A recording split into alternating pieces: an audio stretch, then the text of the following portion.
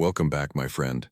Before we start the video, I really need your support. The channel is going through a tough time, and your help means everything. Let's try to reach 1,000 likes and 1,000 comments. If everyone watching leaves just one like and one comment, we can easily make it happen. Don't forget to subscribe as well. And now, let's get started. This happened in the 1980s. 1986 to be exact. I always figured the job would be boring. Don't get me wrong, I wasn't looking for excitement when I signed up as a park ranger. But after 6 months of watching tourists throw sandwich wrappers into the woods and arguing with campers about fire regulations, you start to wonder if you made the right career choice. My name's Emmett Renford, and back in '86 I was stationed at Aadia National Park in Maine. I was 28 years old, fresh out of college with a degree in environmental science and a head full of ideals about preserving nature. I liked the quiet. I liked the solitude.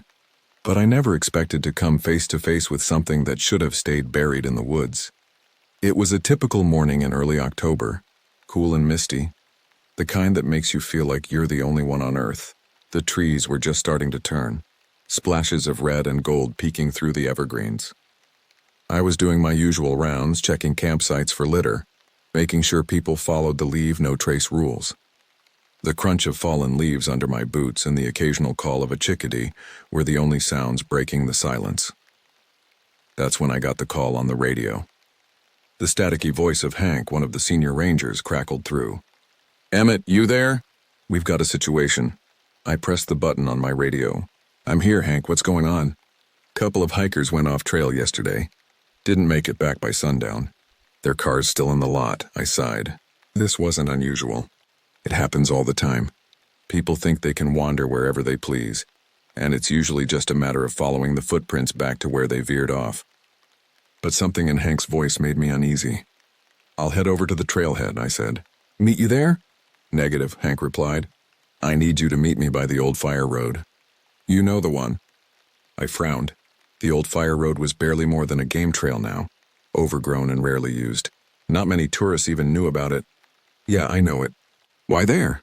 There was a pause long enough that I thought we'd lost connection. Then Hank's voice came back, quieter this time.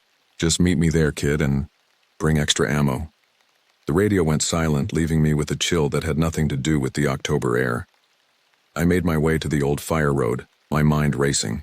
Hank wasn't one to get rattled. He'd been with the park for over 20 years, seen it all, or so I thought. When I got there, he was standing near the tree line, hands on his hips, staring into the woods like they were hiding something nasty. Hank was in his late 50s, with weathered skin and eyes that had seen too much. He gave me a look that made my stomach drop, and without saying much, we started walking. As we pushed deeper into the forest, the trees seemed to close in around us. The mist hung low, turning the world into a gray haze. Our footsteps were muffled by the thick carpet of pine needles and decaying leaves. "You ever hear about what happened in '73? Hank asked suddenly, his voice low. I shook my head.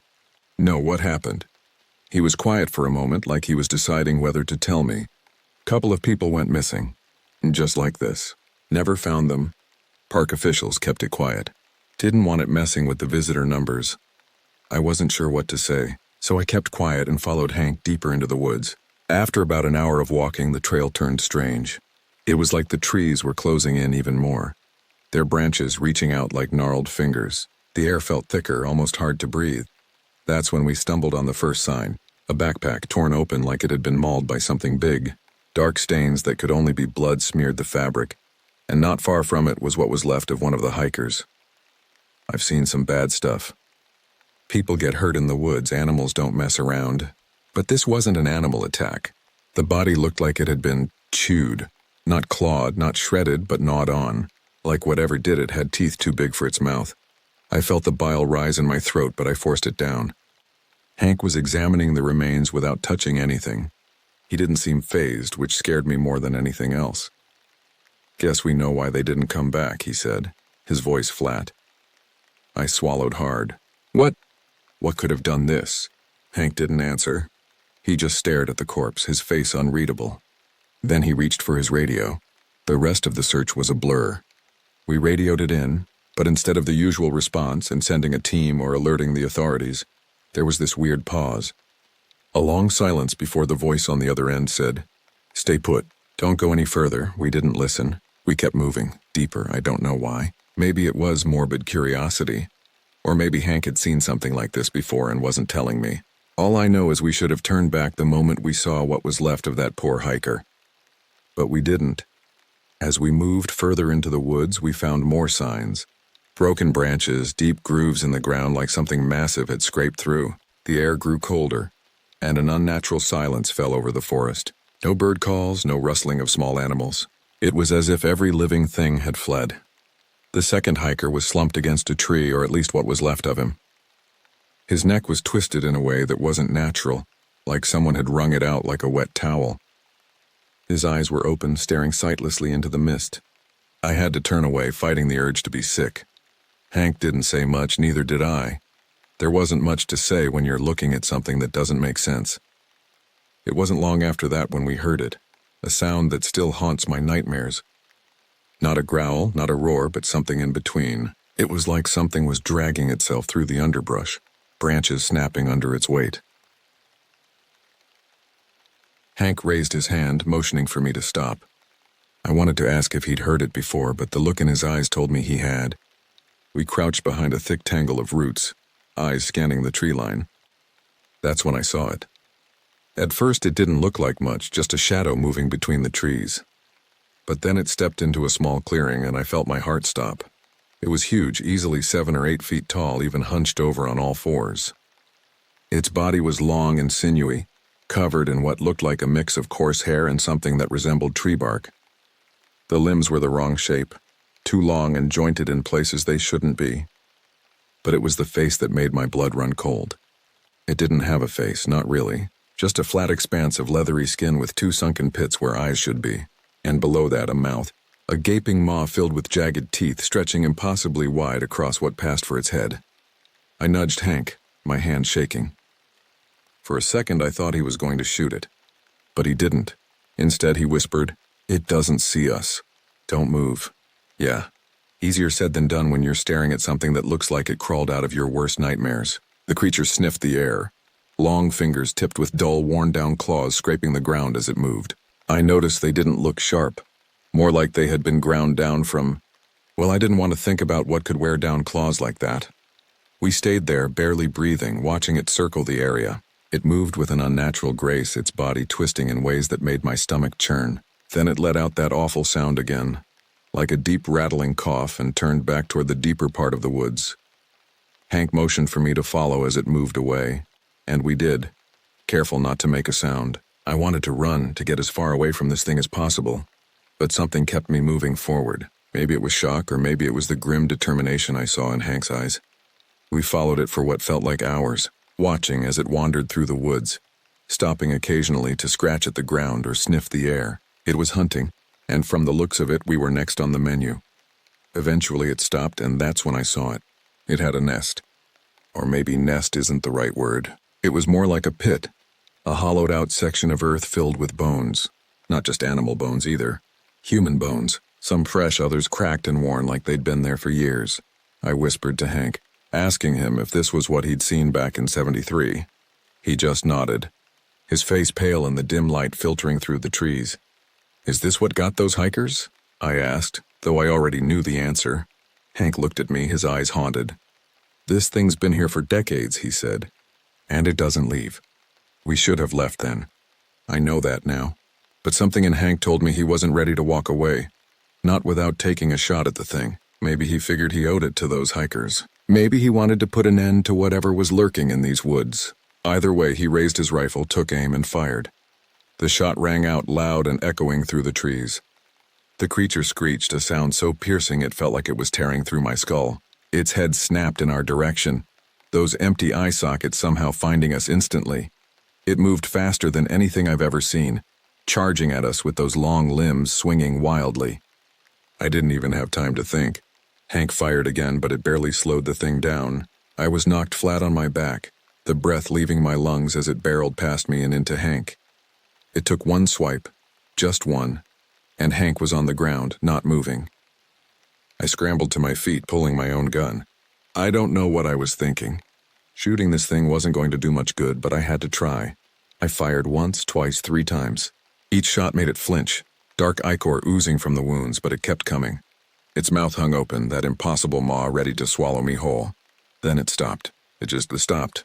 Stared at me with that flat, empty face. It tilted its head, like it was deciding whether or not I was worth the effort.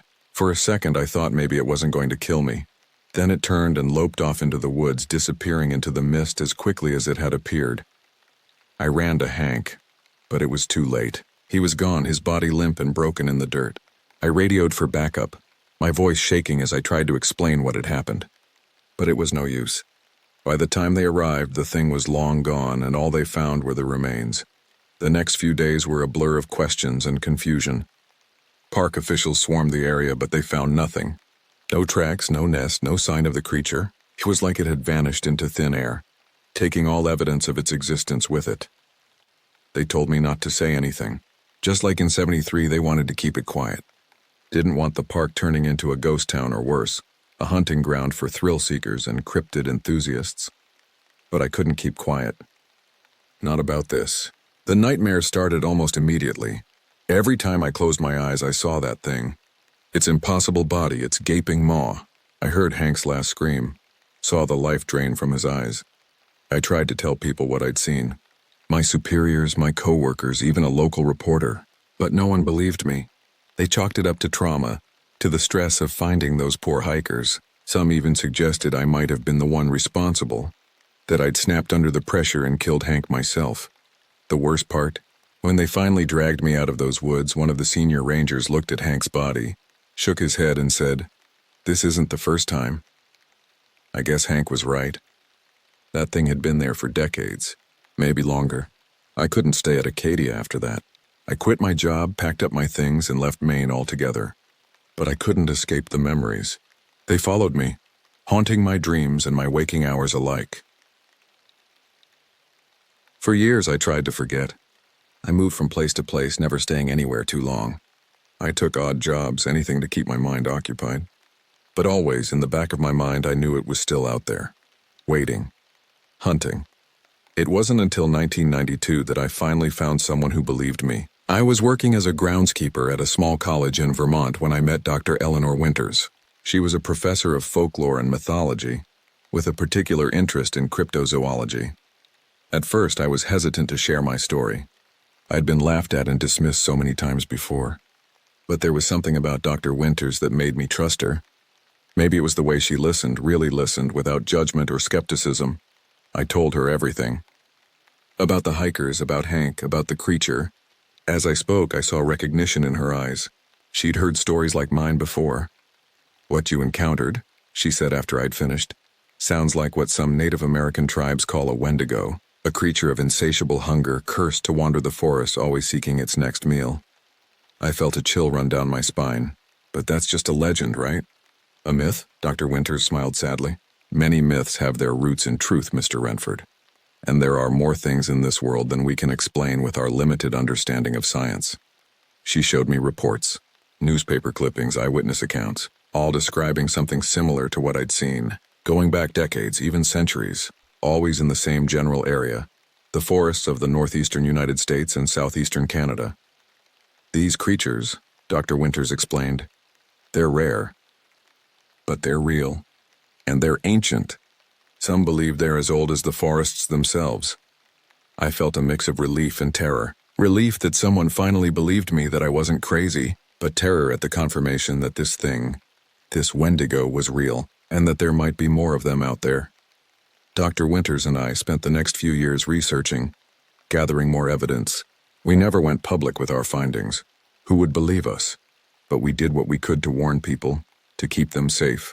Anonymous tips to park rangers, carefully worded warnings posted on hiking forums. But always in the back of my mind, I knew it wasn't enough. That thing was still out there, still hunting, and I couldn't shake the feeling that one day I'd have to face it again. It was in the summer of 1998 that my fears were realized.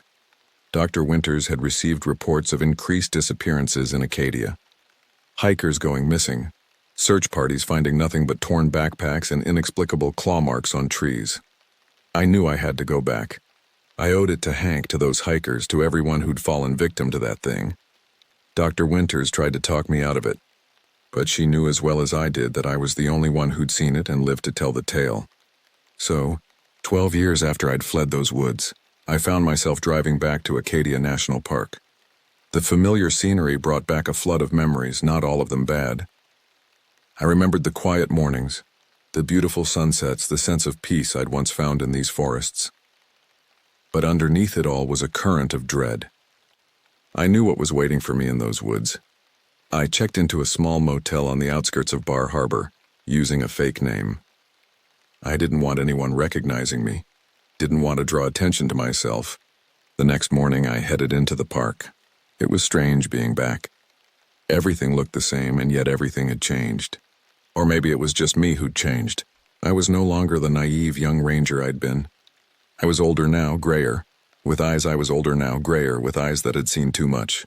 I made my way to the ranger station, my heart pounding. I didn't know if anyone would recognize me or what I'd say if they did. As luck would have it, the station was manned by a young ranger I didn't know. She couldn't have been more than 25, with bright eyes and an eager smile. It made my chest ache, remembering when I'd been like that.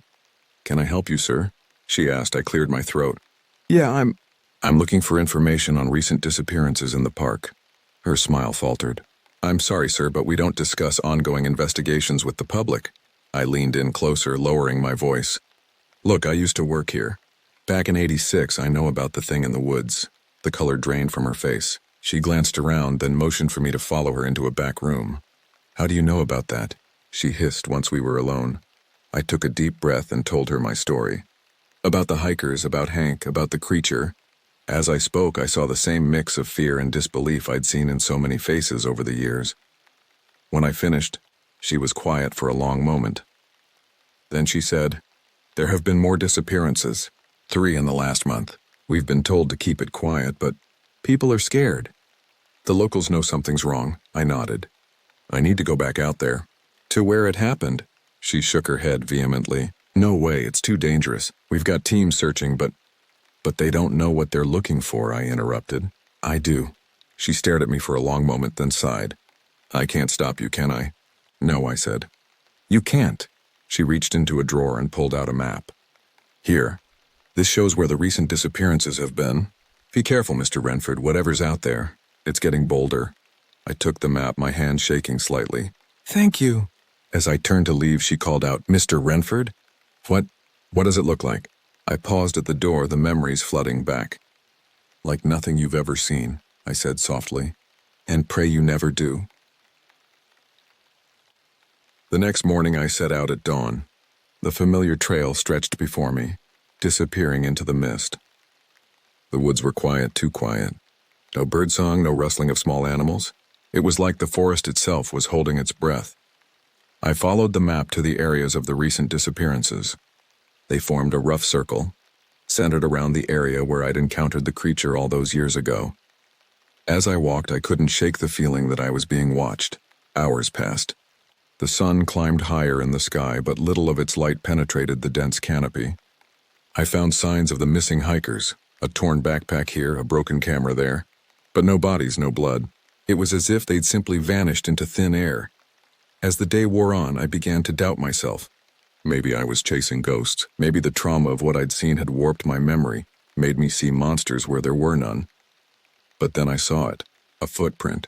Massive, misshapen, pressed deep into the soft earth. My heart began to race. It was real. It was here I followed the tracks, my hand on my gun. They led me deeper into the woods to areas I'd never seen before. The trees here were older, gnarled and twisted. Moss hung from the branches like tattered curtains. And then I heard it. That sound, that awful rattling cough that had haunted my nightmares for over a decade. I froze, my blood turning to ice in my veins. Slowly I turned, and there it was. It stood at the edge of a small clearing, its massive form hunched and twisted. In the pale light filtering through the trees, I could see it more clearly than I had all those years ago. Its skin was a patchwork of bark-like scales and matted fur, mottled with strange pulsing growths. The limbs were even longer than I remembered, jointed in impossible ways, and the face, God, the face, it was like a nightmare given flesh. The skin was pulled tight over a skull-like visage with deep, empty sockets where eyes should be. But it was the mouth that held my gaze, that terrible gaping maw filled with row upon row of jagged teeth. For a moment, neither of us moved. I stood there, paralyzed with fear as it regarded me with those empty eye sockets. Did it remember me? Did it even have that kind of intelligence? Then it moved, faster than anything that size had any right to move. I barely had time to dive out of the way as it charged, its claws raking the air where I'd been standing. I scrambled to my feet, fumbling for my gun. The creature wheeled around, its mouth opening in that horrible, rattling roar. I fired once, twice, 3 times. The bullet struck home, dark ichor oozing from the wounds, but it didn't even slow down. I turned and ran, crashing through the underbrush. Branches whipped at my face, roots threatened to trip me, but I kept going. Behind me, I could hear it pursuing, its heavy footfalls shaking the ground.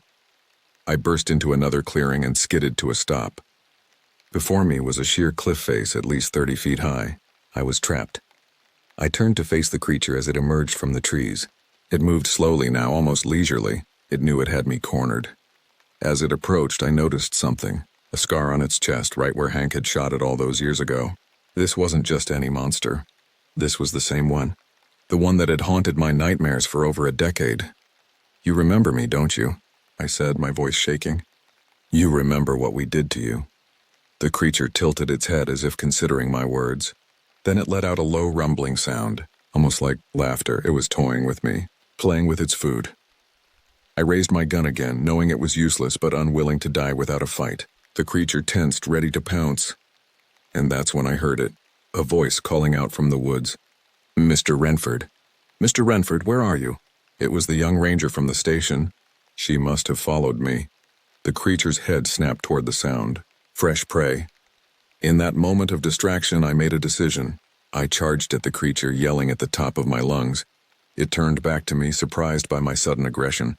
We collided with a force that knocked the breath from my lungs. Its claws raked across my chest, tearing through flesh and muscle. The pain was excruciating, but I held on, grappling with the monster as we teetered on the edge of the cliff. Run! I screamed, hoping the ranger could hear me. Get out of here! The creature roared, its fetid breath hot on my face. We struggled at the cliff's edge, a bizarre dance of man and monster. Then we were falling. The world spun around us as we plummeted. The creature's roar of rage turned to one of fear. We struck the ground with a sickening thud and everything went black. I don't know how long I was unconscious. When I came to, I was lying in a crumpled heap at the base of the cliff. Every part of my body screamed in pain. But I was alive. Beside me lay the creature. Its body was broken, twisted at unnatural angles. Dark ichor pooled beneath it. But incredibly, impossibly, it was still alive. As I watched, its body began to change. The fur and scales seemed to melt away, revealing pale, human-like skin beneath. The limbs shortened, the claws retracted, and the face became almost human. I stared in horrified fascination as the transformation completed. Where the monster had been, there now lay an old man. His skin was wrinkled and weathered, his hair long and matted, and his eyes. His eyes were open, filled with a mixture of pain and something that looked almost like gratitude. He opened his mouth, and in a voice that sounded like it hadn't been used in decades, he whispered, "Thank you." Then he closed his eyes, let out a long breath, and was still.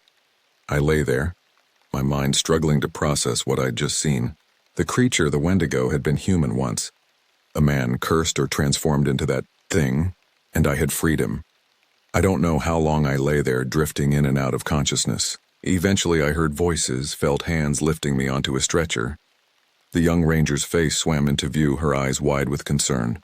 "Mr. Renford, can you hear me? You're going to be okay." As they carried me out of the woods, I caught a glimpse of where the old man's body had been. But there was nothing there.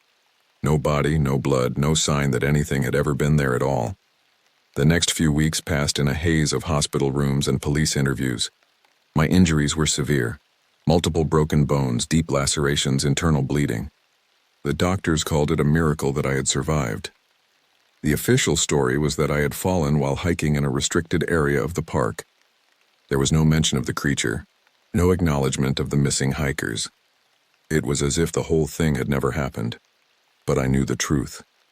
And so did the young ranger, whose name I learned was Lisa.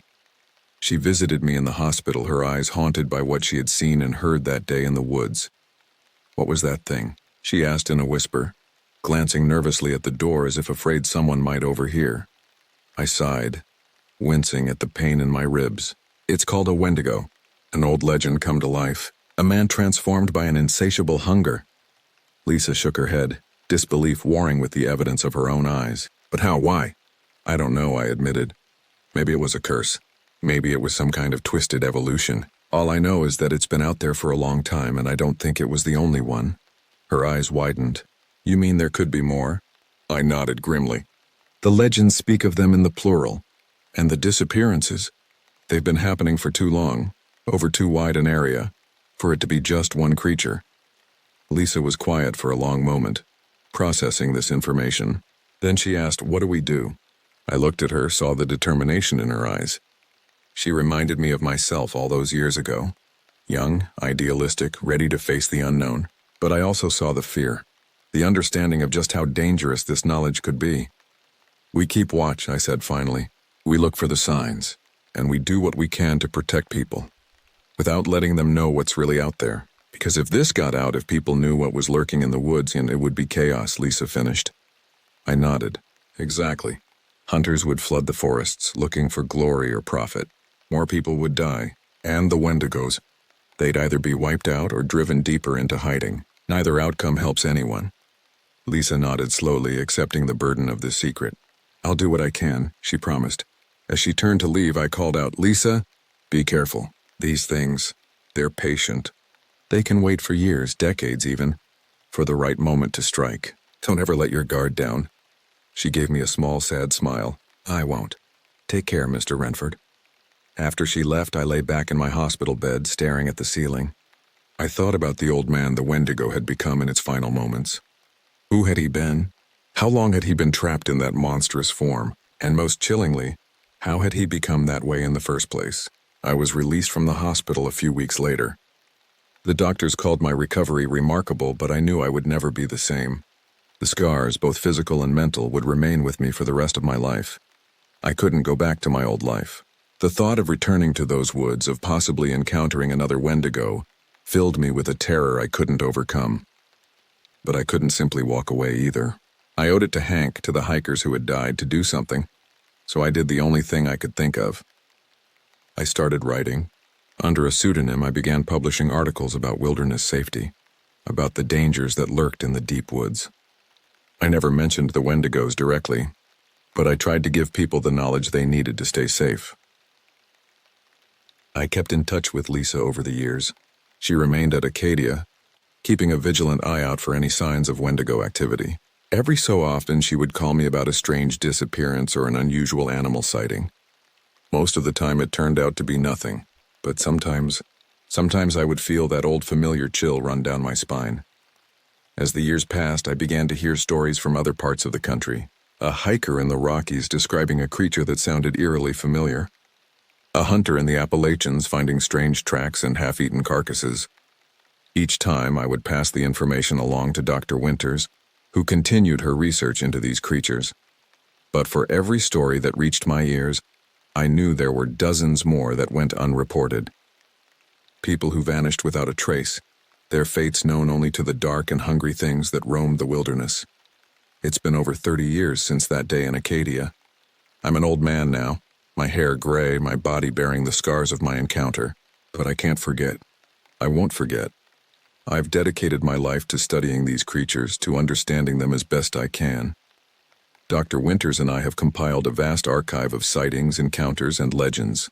We've mapped out their territories, tracked their movements as best we can.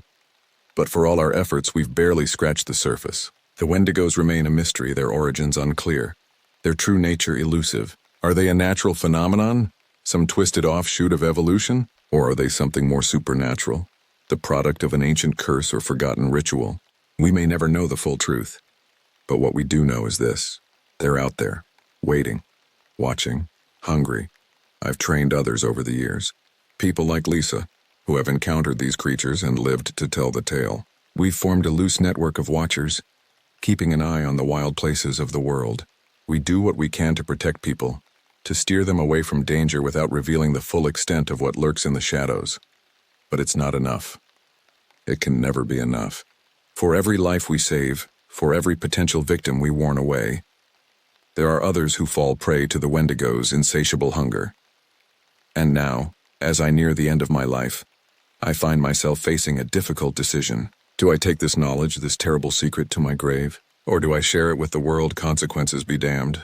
I've written this account, my full and true story, and sealed it away. Perhaps someday, when the world is ready, when we've advanced enough to face these creatures on equal terms, someone will find it. Perhaps then the truth can come to light, but for now the secret remains. The Wendigos continue to hunt in the deep woods, in the places where civilization's light doesn't quite reach. And we, the Watchers, continue our vigil. To those who read this, I have one final warning. Be careful in the wild places of the world. Respect the wilderness, but never forget that it holds dangers beyond your imagining. And if you ever find yourself alone in the woods, hearing a strange, rattling cough echoing through the trees, run, and don't look back. For the hunger that drives the Wendigo is eternal, insatiable, and in the dark of the forest and the shadows between the trees it waits, always waiting, always hungry.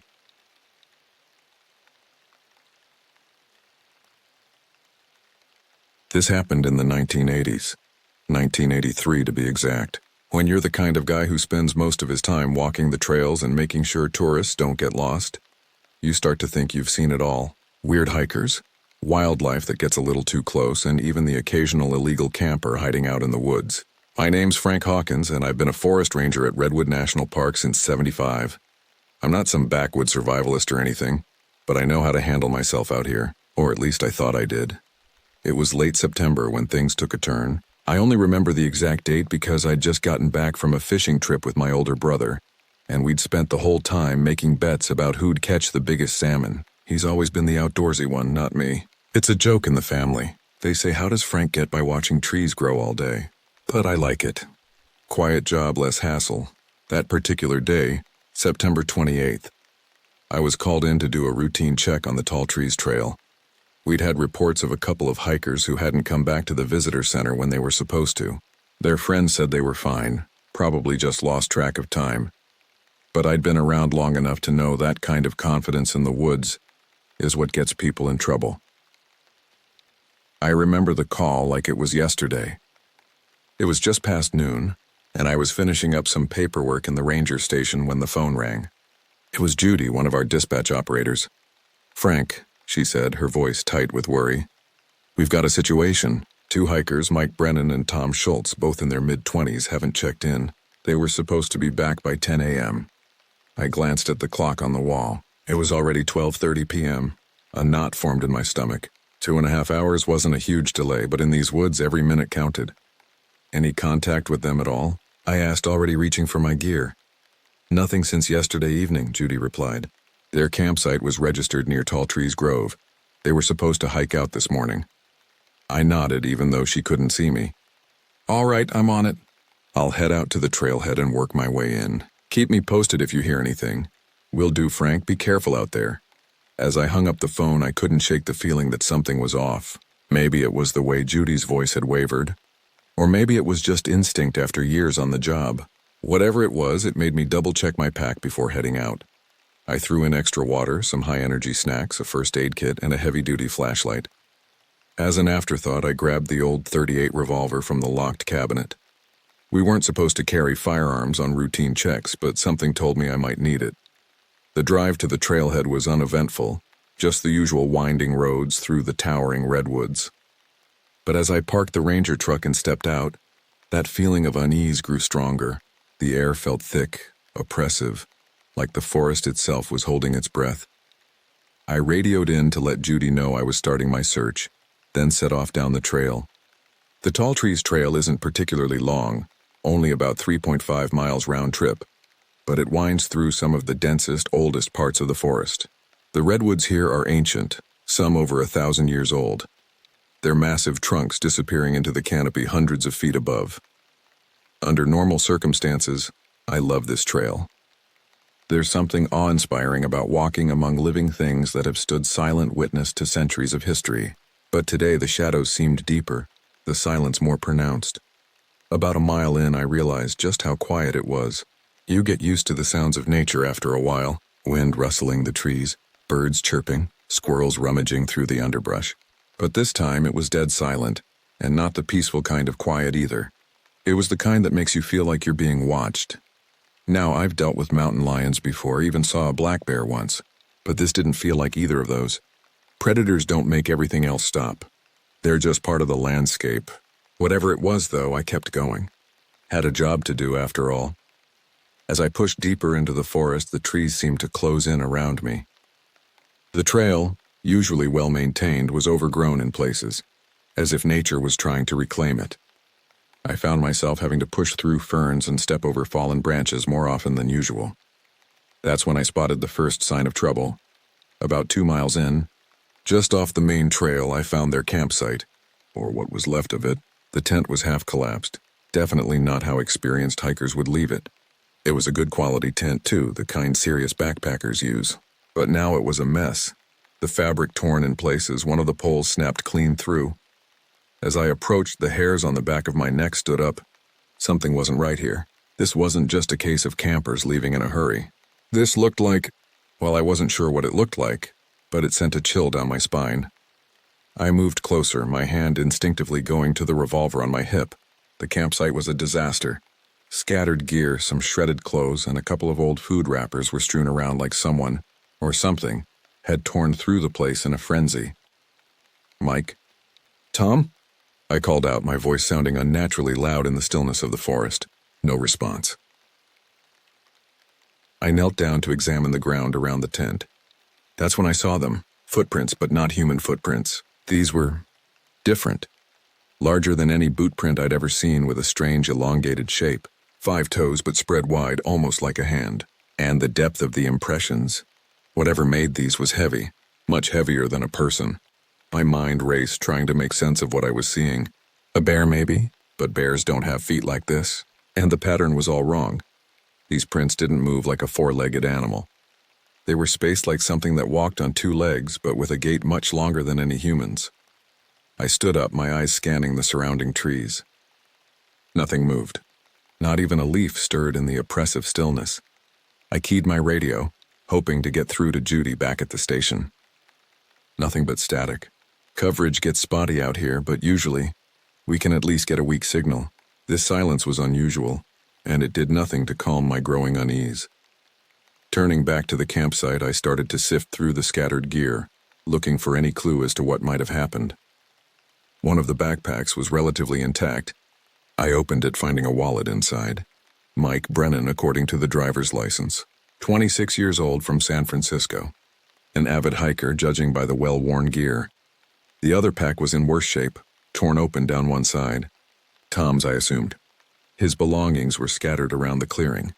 Clothes, a map, a compass, some energy bars, but no sign of Tom himself.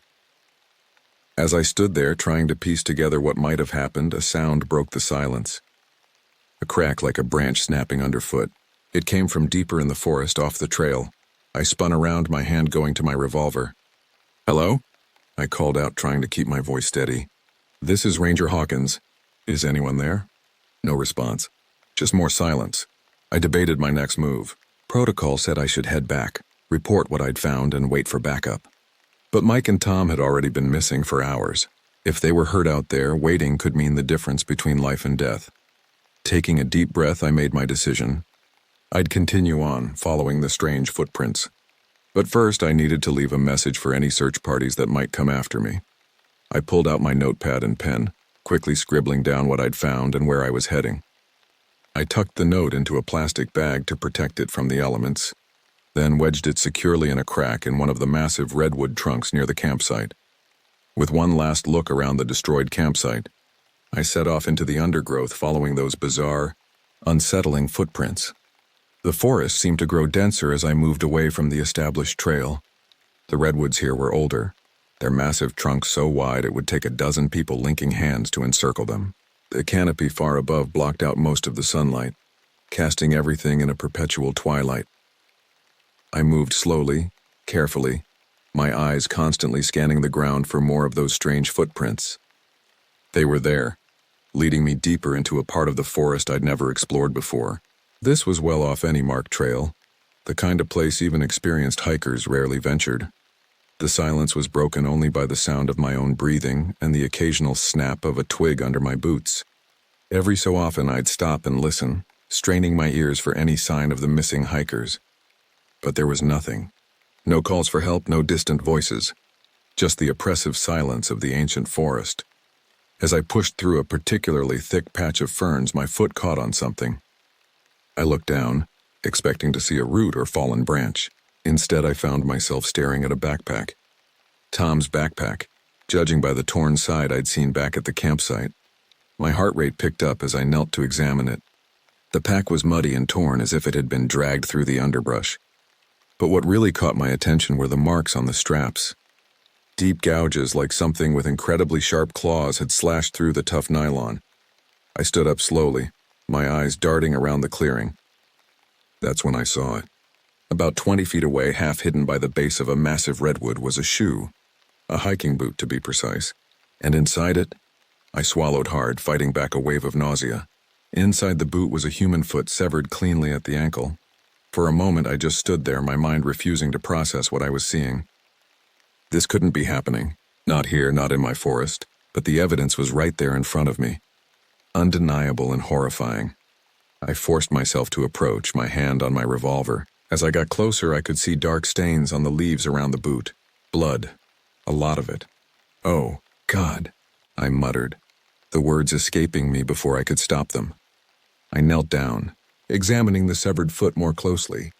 The cut was clean, almost surgical in its precision. No animal I knew of could do this. And those claw marks on the backpack? This was something else entirely. A twig snapped somewhere behind me. I whirled around, drawing my revolver in one smooth motion. My eyes scanned the trees, looking for any sign of movement. Nothing. But I could feel it now, that prickling sensation on the back of my neck. I was being watched. "Who's there?" I called out, my voice steadier than I felt. "This is Ranger Hawkins. If you can hear me, I'm here to help." Silence. Then from somewhere to my left, a sound. A low guttural growl, unlike anything I'd ever heard before. It wasn't a bear, wasn't a mountain lion. It was something else. I turned slowly toward the sound, my revolver raised. The shadows between the trees seemed to shift and move, playing tricks on my eyes. Was that a figure standing there, or just my imagination? Another growl, closer this time. And with it, a smell. A horrific, overwhelming stench of decay and something else. Something alien and wrong. My training kicked in, overriding the fear that threatened to paralyze me. I started to back away slowly, keeping my eyes on the spot where I'd heard the growl. Whatever was out there, I wasn't equipped to handle it alone. That's when I saw it. Just for a moment as I was backing up, a flash of pale, almost translucent skin, a glimpse of a limb that was too long, too thin to be human, and eyes, God, those eyes, glowing in the shadows, fixed on me with an intelligence that sent ice through my veins. I ran. I'm not proud of it, but in that moment, every instinct in my body screamed at me to get out of there.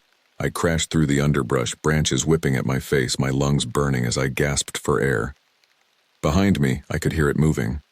Not running. Not crashing through the forest like I was. No, this was different. A smooth, sliding sound, punctuated by the crack of breaking branches, like something was pulling itself through the trees with incredible speed. I didn't look back. I couldn't. Every ounce of my being was focused on getting back to the trail, back to my truck, back to safety. As I ran, my mind raced.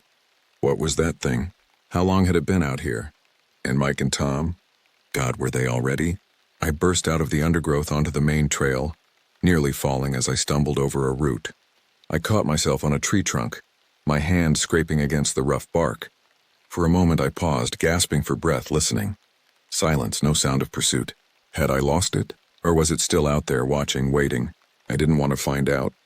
I turned and started jogging down the trail, back toward the trailhead.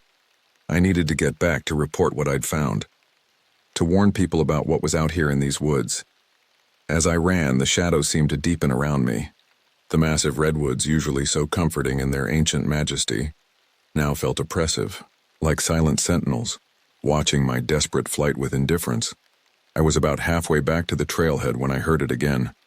That growl, closer now, much closer, and this time it was in front of me. I skidded to a stop, my heart pounding so hard I could hear it in my ears. Slowly, I raised my revolver, pointing it down the trail. There, in the shadows between two massive redwoods, something moved, something big. I caught a glimpse of pale skin, of limbs too long and thin to be natural, and then it stepped out onto the trail. Now I've spent most of my adult life in these woods. I've seen things that would make most city folks run screaming. But nothing could have prepared me for what I saw that day. It was tall, maybe 7 feet, but hunched over like it was dragging itself along. Its skin was pale, almost translucent, stretched tight over a frame that was all angles and sharp edges. Its limbs were too long for its body, ending in hands, if you could call them that, with fingers that curved inward, ending in wicked, knife-like claws. But its face, its face. Where there should have been eyes, there were just deep, dark hollows. Its mouth was a gaping maw lined with row upon row of needle-sharp teeth. For a moment, we just stood there staring at each other. Me with my pathetic little revolver that suddenly felt about as useful as a toy. And it, studying me with those eyeless sockets, its head cocked to one side like a curious dog.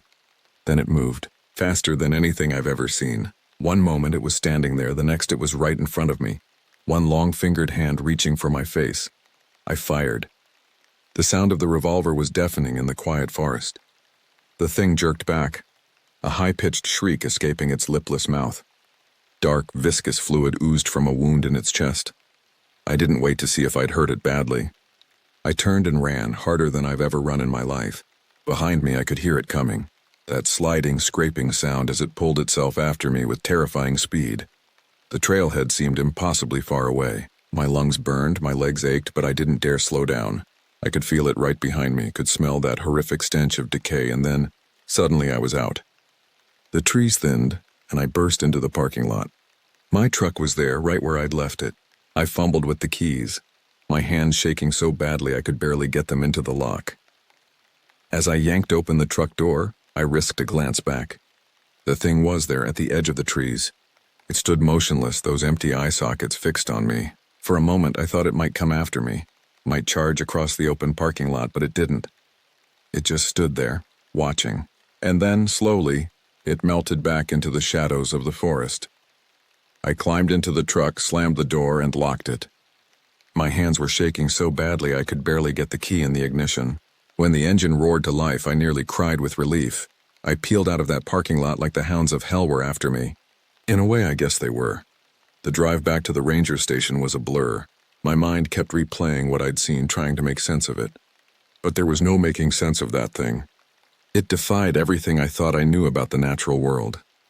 When I pulled up to the station, Judy was waiting outside. The look on her face told me she knew something was wrong. "Frank, what happened out there?"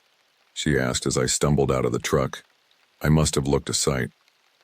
My clothes were torn and dirty, my face scratched from branches. And my eyes, well, I can only imagine what she saw in my eyes. "We need to call in everyone," I said, my voice hoarse. "There's something out there, Judy. Something not natural." She looked at me like I'd lost my mind. Maybe I had, but she knew me well enough to know I wouldn't say something like that lightly. "Come inside," she said, taking my arm. "You need to sit down and tell me everything." The next few hours were a whirlwind. I told my story to Judy, then to the park superintendent when he arrived, then to the local sheriff and his deputies. Each time I could see the disbelief in their eyes. Hell, I could hardly believe it myself. But the evidence was there, the destroyed campsite, the strange footprints, and, God, that severed foot in the boot. We sent out search parties, of course. But I knew deep down that we wouldn't find Mike or Tom. Not alive, anyway. As night fell, more rangers arrived from neighboring districts. The park was closed to visitors, and we set up a command center in the main office. Maps were spread out on tables, areas marked off for systematic searches. I should have been out there leading one of the search teams, but the superintendent had taken one look at me and ordered me to stay put. "You've been through enough, Frank," he'd said. "Let the others handle this." So I sat in the office answering questions, pointing out on the map where I'd seen it, where I'd found the campsite, the backpack, the boot. All the while, my mind kept drifting back to those woods, to that thing, standing at the edge of the trees, watching me drive away. It was well past midnight when one of the search teams radioed in. They'd found something. Not Mike or Tom, but evidence. They wouldn't say more over the radio. When they brought it in, I understood why. It was a piece of that thing. A long, pale, almost translucent finger ending in a wickedly sharp claw. It had been cut off cleanly, probably by my gunshot. The room fell silent as we all stared at it. It was undeniably real, undeniably not human, not animal, not anything we could explain. "What the hell is this, Hawkins?" the sheriff asked, his voice barely above a whisper. I shook my head. "I don't know. I really don't know." The finger was bagged and sent off for analysis. Not that I expected any lab to be able to identify it. Whatever that thing was, it wasn't from any world of science I knew. As dawn broke, we were no closer to finding Mike and Tom. The search parties had combed miles of forest, finding nothing but more of those strange footprints. And in one area, deep in the woods, they'd found trees with deep claw marks, 8 feet off the ground. The official story, when it finally came down, was that the 2 hikers had been attacked by an animal, probably a bear, they said. The strange footprints? Just distorted by rain and time. The claw marks on the trees? An unusually large bear, marking its territory. And that finger? Well, that was never mentioned in any official report. I knew better, of course. We all did, those of us who'd been there that night. But what could we say? That there was some kind of monster living in the Redwood National Park? That it had killed 2 hikers and nearly got a park ranger? No. The truth was too fantastic, too terrifying. So we kept quiet. The park reopened after a week.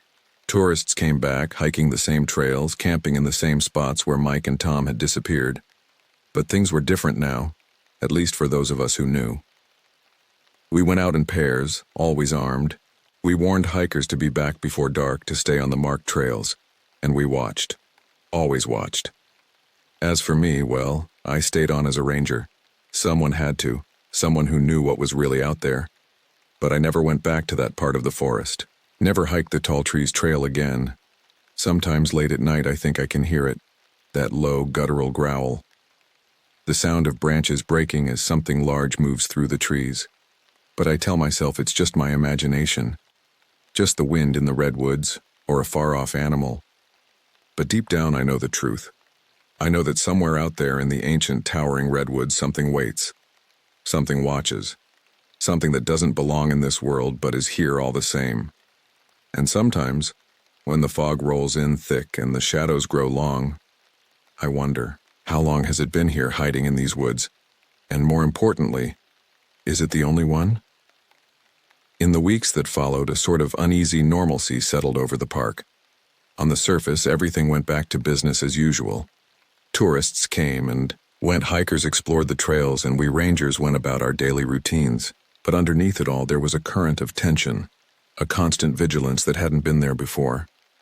The official investigation into Mike and Tom's disappearance continued, but it was clear from the start that it was more about going through the motions than actually finding answers.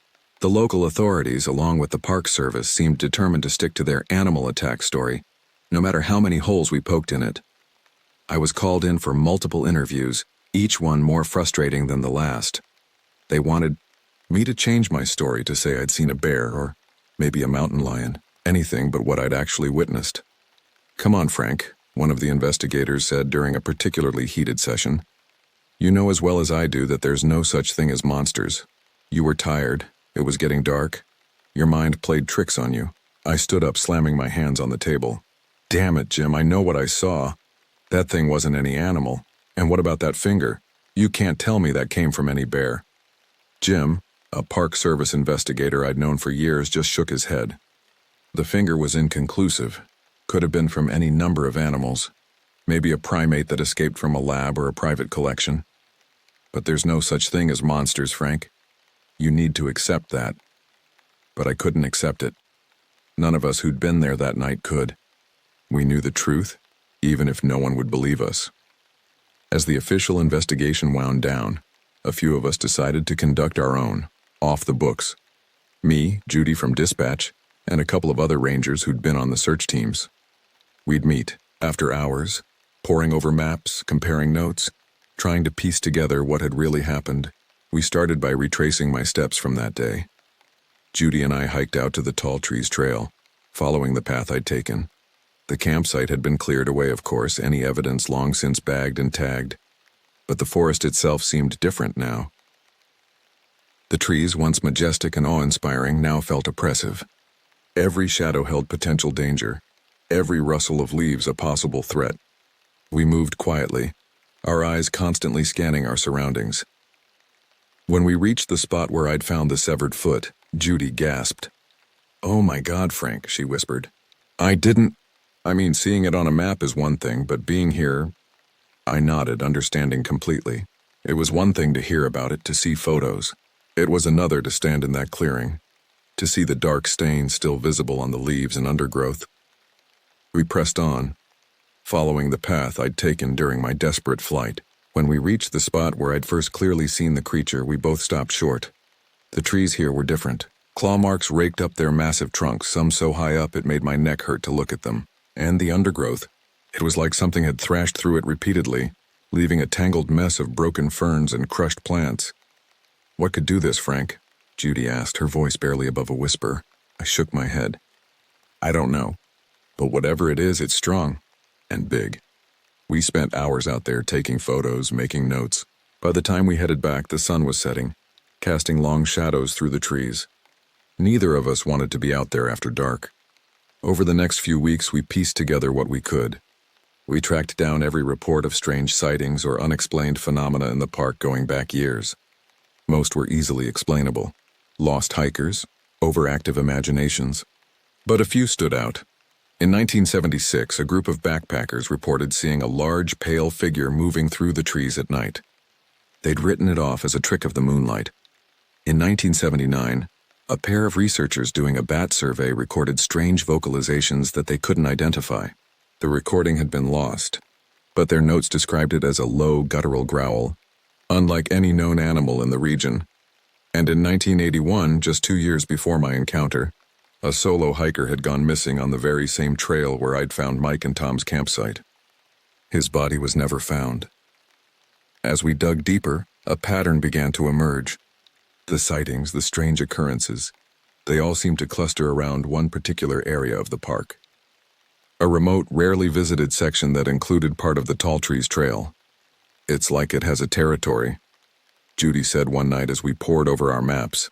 "It stays in this area for the most part, but why? What's special about this section of the forest?"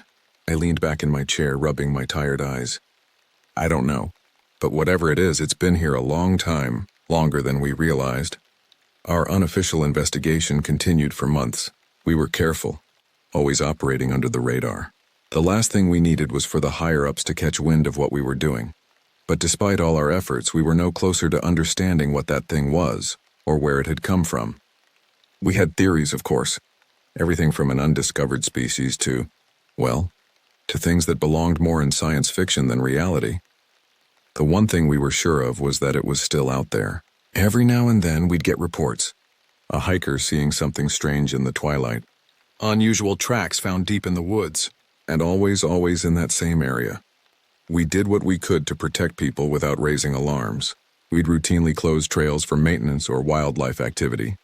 We beefed up our patrols in that section of the park, and we warned people as much as we could without sounding crazy to be careful, to stay on the trails, to be out of the woods before dark. For the most part, it worked.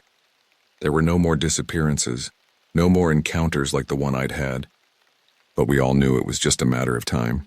Sooner or later, that thing would make another appearance, and when it did, we needed to be ready. It was almost exactly a year after my encounter when it happened again. July 15th, 1984. A date that's burned into my memory as clearly as the day I first saw that thing in the woods. It started like any other summer day in the park. Tourists everywhere, the parking lots full, the trails busy with hikers. I was on my usual patrol, keeping an eye on things, making sure everyone was staying safe and following the rules. Around mid-afternoon, I got a call from Judy at dispatch. "Frank, we've got a situation," she said, her voice tense. "A family of hikers up on Lookout Point. They're reporting..." "Well, you'd better hear it for yourself." She patched me through to a man whose voice was shaking so badly I could barely understand him. We saw something," he stammered. Up in the trees. It was, God, I don't know what it was, but it was watching us. My wife, my kids, we need help, please. I felt my blood run cold. Lookout point was in that area, that part of the forest where we'd tracked most of the strange occurrences. Sir, I need you to stay calm, I said, trying to keep my own voice steady. Are you and your family safe right now? Yes, he replied. We're at the lookout station. We ran here after we saw it. But please, you have to believe me. This wasn't a bear or a mountain lion. It was something else. I believe you, I said, surprising myself with the conviction in my voice. Stay where you are. I'm on my way, I radioed Judy back. Get a team together, I told her. And Judy. Make sure everyone's armed. The drive to Lookout Point was tense. I kept my eyes on the road, but every shadow in the trees seemed to move. Every branch looked like a clawed hand reaching out. When I arrived at the lookout station, I found the family huddled inside. The man who had called, his wife and their 2 kids, a boy and a girl, probably no older than 10. They all looked terrified. I'm Ranger Hawkins, I said as I entered. Are you all okay? Is anyone hurt? The woman shook her head. We're not hurt, just scared, very scared. I nodded, turning to the man. Can you tell me exactly what you saw? He took a deep breath, his hands shaking as he ran them through his hair. We were on the trail heading back down. The kids were running ahead a bit, then we heard this sound, like, I don't know, like something big moving through the trees. His wife picked up the story. We called the kids back to us. That's when we saw it. Up in the trees, moving from one to another. It was huge, pale, like nothing I've ever seen before. The man nodded. It stopped in one of the big redwoods, just watched us. I swear I could feel it looking at us, even though I couldn't see any eyes. I felt a chill run down my spine. It was the same thing I'd seen a year ago. You did the right thing, I told them. Staying together, getting to safety. A team is on its way. We're going to get you out of here safely. Just then, my radio crackled. It was Judy. Frank, the team's about 10 minutes out. How's it looking up there? I stepped outside to respond, my eyes scanning the trees. Family's shaken up, but okay. No sign of anything unusual yet. That's when I heard it. That low, guttural growl. The same sound I'd heard a year ago. The sound that haunted my nightmares. I spun around, my hand going to my revolver. There, at the edge of the clearing, a flash of pale skin, a glimpse of a long, thin limb. Judy, I said into the radio, my voice low and urgent. Tell the team to hurry. It's here. I backed up slowly towards the lookout station. Stay inside, I called to the family. Whatever happens, whatever you hear, stay inside. The thing moved then, emerging from the trees with that strange, fluid motion. It was just as I remembered. Tall, pale, with those impossibly long limbs and claws that looked sharp enough to tear through steel. It stood there at the edge of the clearing, its eyeless face turned towards me. Was it the same one I'd encountered before? Had my bullet wounded it, or had it shrugged it off like it was nothing? For a long moment, we just stared at each other. Me with my revolver that suddenly felt woefully inadequate, and it studying me, its head tilted to one side in that unsettlingly curious way. Then, slowly, it began to move towards me. I raised my revolver. Stop right there, I said, trying to keep my voice steady. Don't come any closer. It paused, its head cocking to the other side. Did it understand me? Or was it just reacting to the tone of my voice? I heard a whimper from inside the lookout station. The kids were watching this. The creature's head snapped toward the sound. Its lipless mouth opened, revealing rows of needle-sharp teeth. It took another step forward. I fired. The sound of the gunshot was deafening in the quiet forest. The bullet hit the thing in the shoulder, causing it to stumble back. Dark, viscous fluid oozed from the wound. For a moment, I thought that might be enough to drive it off. But then it straightened up, its mouth opening in a silent snarl. And it charged. I emptied my revolver, each shot finding its mark. But it was like shooting a tank with a pea shooter. The thing just kept coming. I turned to run to lead it away from the family in the lookout station. But I wasn't fast enough. One of those long-fingered hands grabbed my shoulder, claws digging in deep. I yelled in pain as it yanked me back, spinning me around to face it. Up close, the creature was even more terrifying. Its skin was almost translucent, pulsing with an unnatural internal light. Where its eyes should have been, there were just deep, dark sockets. But somehow I knew it could see me. Could see right through me. Its other hand came up, claws spread wide, ready to rake across my face. I closed my eyes, certain that this was the end. Then I heard it. The rumble of engines, shouts, gunshots. The creature's head snapped up, distracted by the new sounds. Its grip on my shoulder loosened just enough for me to wrench free. I stumbled backward, falling to the ground. More gunshots rang out. The creature let out a high-pitched shriek that made my ears hurt. It turned faster than anything that size should be able to move and bolted for the trees. I saw Judy and 3 other rangers emerge from the trail, rifles raised. They fired after the fleeing creature, but it was already gone, vanishing into the shadows of the forest. Frank, Judy was at my side in an instant, helping me to my feet. Are you okay? Did it hurt you? I shook my head, wincing at the pain in my shoulder. I'm all right. It's just a scratch. The family, they're safe, one of the other rangers called out. He was at the door of the lookout station, talking to the shaken but unharmed family inside. As the adrenaline began to wear off, the reality of what had just happened hit me. It was back, or maybe it had never left, and this time there were witnesses. A whole family had seen it. We need to get everyone out of here, I said, my voice hoarse. Now, before it comes back. Judy nodded, already on her radio calling for backup and medical support. The other rangers were helping the family out of the lookout station, keeping their rifles trained on the tree line. As we made our way back down the trail, I couldn't shake the feeling that we were being watched, that somewhere in those ancient redwoods that thing was following us, waiting for another opportunity. The next few days were a blur of debriefings, medical exams, and heated arguments with park management. The family was adamant about what they'd seen, and this time there was no hiding it. Too many people had witnessed the event, had seen the creature. The park was closed indefinitely. Search teams were sent out, armed with heavy rifles and tranquilizer guns. Scientists and cryptozoologists descended on the area, eager to prove or disprove the existence of the creature. But despite all the manpower, all the technology, we found nothing. No trace of the creature. It was as if it had vanished into thin air. As for me, I was put on administrative leave. For your own good, they said. You need time to recover. But I knew the truth. They wanted me out of the way, wanted to control the narrative, but I couldn't let it go. I knew what I'd seen, what I'd experienced. And I knew it was still out there, somewhere in those woods. So I did the only thing I could do. I started talking. To anyone who would listen. Journalists, researchers, anyone who was willing to hear the truth about what was lurking in Redwood National Park. Most people thought I was crazy, of course. A ranger who'd cracked under the pressure, seeing monsters in the woods. But a few listened, a few believed, and as the years went by, more stories came out. More sightings, more encounters, always in the same area, always with the same description. Something tall, pale, with long limbs and no eyes. The official line remained the same. A bear, they said. Or a mountain lion. People's imaginations running wild. But those of us who knew, who had seen it up close, we kept searching. Kept watching. Because we knew the truth. There was something out there in those woods. Something that didn't belong in our world. And sooner or later it would make its presence known again. As I sit here now, years later, looking out at those towering redwoods, I can't help but wonder.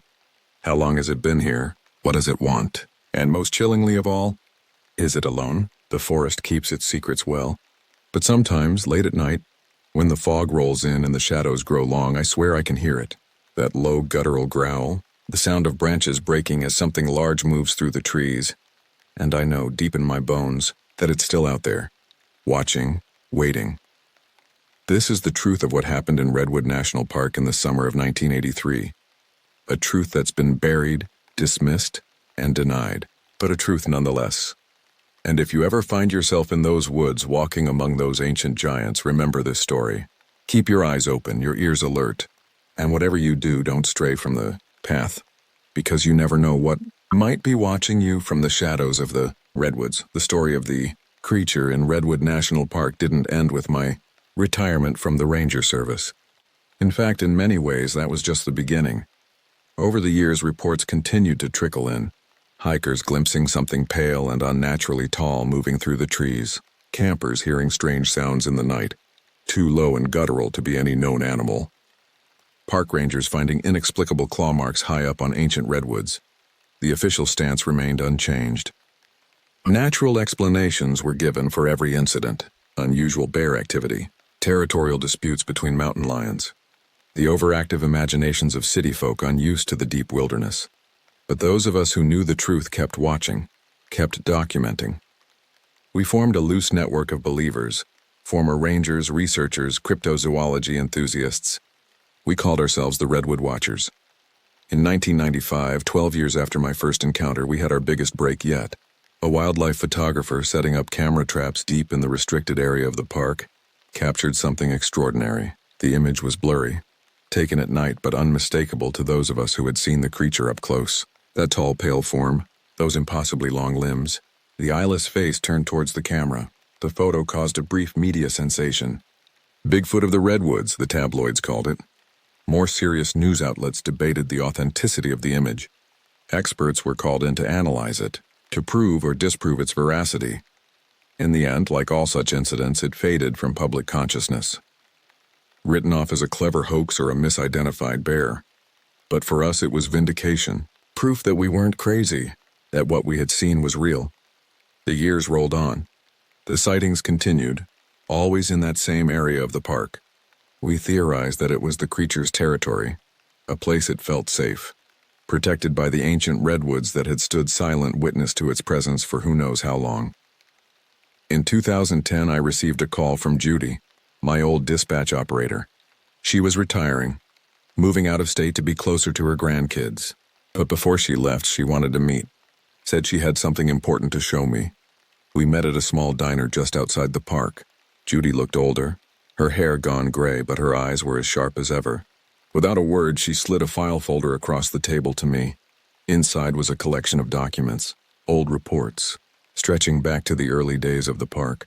Sightings of a pale giant in the woods, unexplained disappearances, strange sounds recorded by early researchers. I've been collecting these for years, Judy said, her voice low. Anything I could find in the old archives that might be connected. Frank, this thing, whatever it is, it's been here a long time, a lot longer than we thought. I leafed through the documents, my heart racing.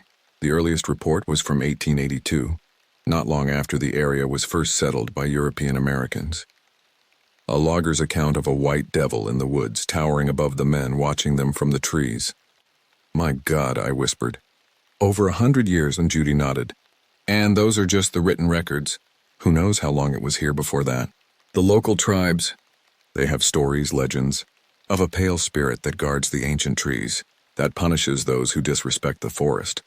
We spent hours poring over the documents, piecing together a history that had been hidden, forgotten, or deliberately buried, a history of something inhuman living in the heart of the redwood forest. As I drove home that night, my mind was reeling. We had always assumed the creature was some kind of undiscovered animal species. But this suggested something else entirely, something older, something that had coexisted with humans for centuries, maybe even millennia. In the years since, I've continued my research. I've spoken with tribal elders, with old-timers whose families have lived in the area for generations. I've combed through historical records, folklore, even geological surveys of the area. And slowly a picture has begun to emerge of an entity intrinsically tied to the redwood forest.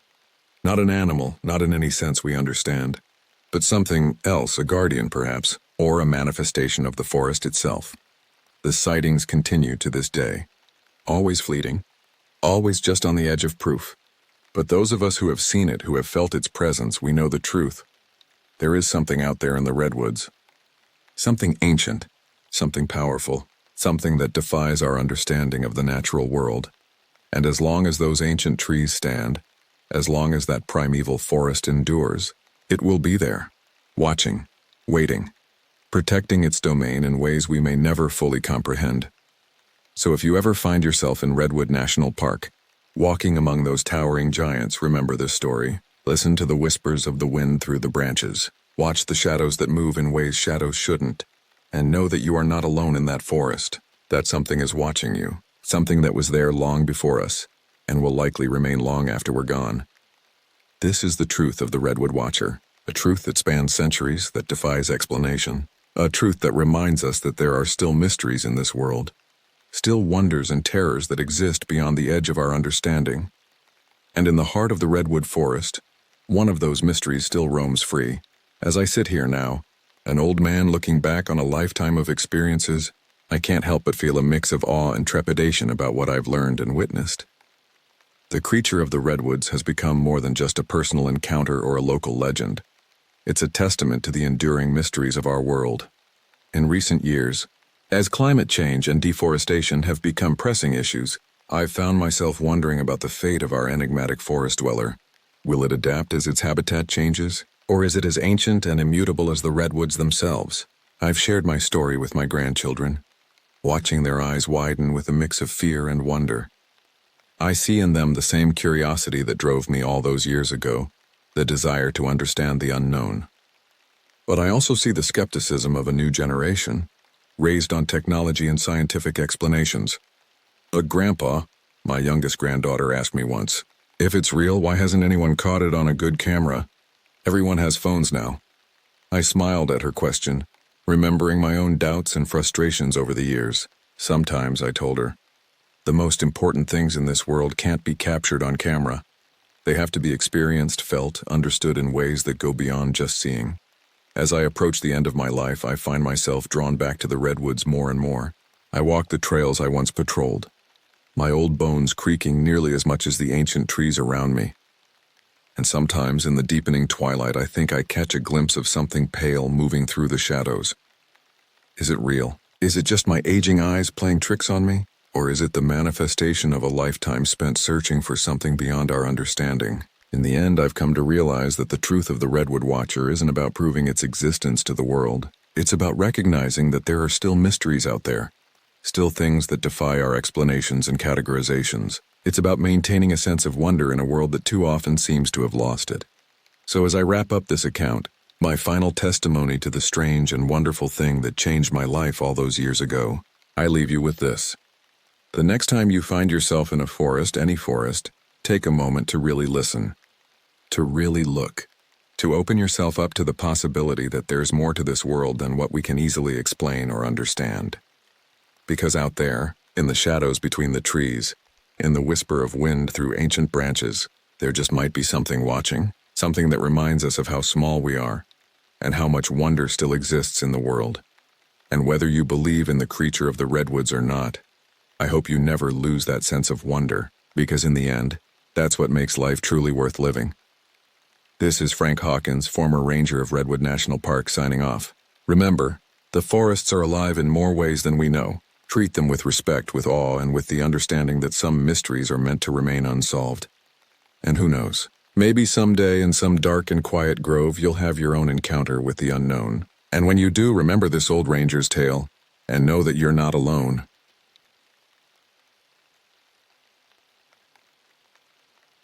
This happened in the 1985. I always thought being a park ranger in a place like Michigan's Upper Peninsula was going to be easy. Wide open forests, freshwater lakes as far as the eye could see, and the isolation of the wilderness were exactly what I wanted. I never imagined that isolation could take on a darker meaning. My name is Ron Whitman, and I was 32 years old when my life changed forever. Before I landed this job as a park ranger, I had worked a desk for 5 years in a dull insurance office in Chicago. That was enough to make anyone crave fresh air and solitude. Moving up here felt like a permanent vacation at first. I'd grown up fishing with my dad on Lake Superior, so it seemed like a dream come true, trading paperwork for trail maintenance and visitor questions about where to spot bald eagles. The trouble started in September, around the time tourists usually began thinning out.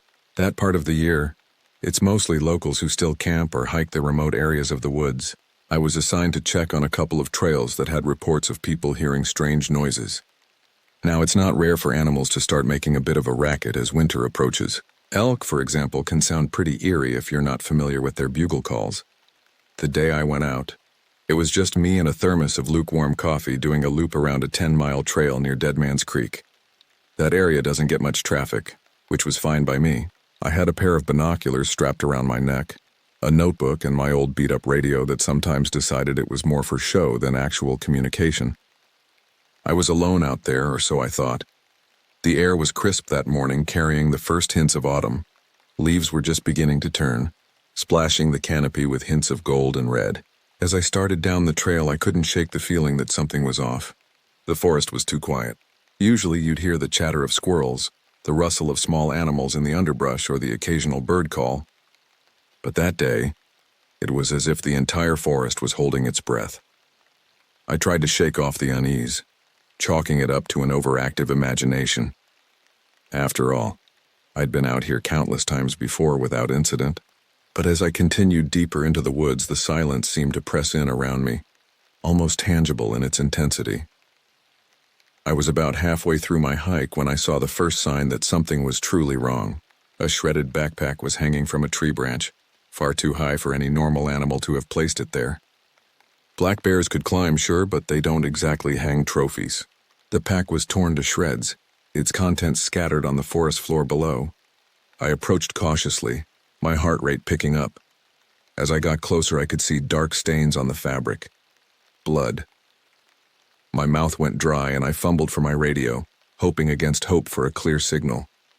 But all I got was a wall of static. Great, I muttered to myself. The one day I could use this thing, it craps out. I took out my notebook and jotted down what I was seeing, trying to keep my hand steady. The backpack was a standard hiking model, forest green with black straps. Or at least what was left of the straps. They'd been shredded as if by enormous claws. I noted the location, the condition of the pack, and the approximate height at which it was hanging, easily 15 feet off the ground. As I was writing, a gust of wind rustled through the trees, and I swear I heard something that sounded like a low guttural growl. I spun around, my heart pounding in my chest, but saw nothing but the endless expanse of trees. "Get a grip, Ron," I told myself. But my voice sounded thin and scared even to my own ears. I debated turning back right then and there. Every instinct was screaming at me to get out of those woods. But I had a job to do, and I'd never forgiven myself if someone was hurt out here and I'd turn tail and run. So against my better judgment, I pressed on. The trail wound deeper into the forest, the trees growing denser, their branches intertwining overhead to block out most of the sunlight. The temperature seemed to drop with each step I took, and I found myself zipping up my jacket against a chill that seemed to come from within as much as without. It was maybe another mile down the trail when I saw something that made my blood run cold. Pieces of fabric, torn clothes scattered along the ground like someone had run right out of them. I crouched down to examine them, holding my breath. The clothes weren't weathered. They hadn't been out here long. It was as if someone had just been ripped out of them and disappeared without a trace. I picked up a piece of what looked like it had once been a flannel shirt. The fabric was damp and sticky, and when I turned it over, I saw it was soaked through with blood. My stomach lurched, and I dropped the cloth, wiping my hand frantically on my pants. Maybe a bear did this, I said aloud, trying to convince myself. Bears, when they're hungry or feel threatened, can go after people. But even as I thought it, I knew it wasn't true. There were no bear tracks, just odd, deep impressions in the dirt, like something heavy but not human had passed through. I took out my notebook again, my hands shaking so badly I could barely write. I sketched out the strange tracks as best I could, noting their depth and the unusual pattern. They were roughly circular, about the size of dinner plates with what looked like claw marks at the edges.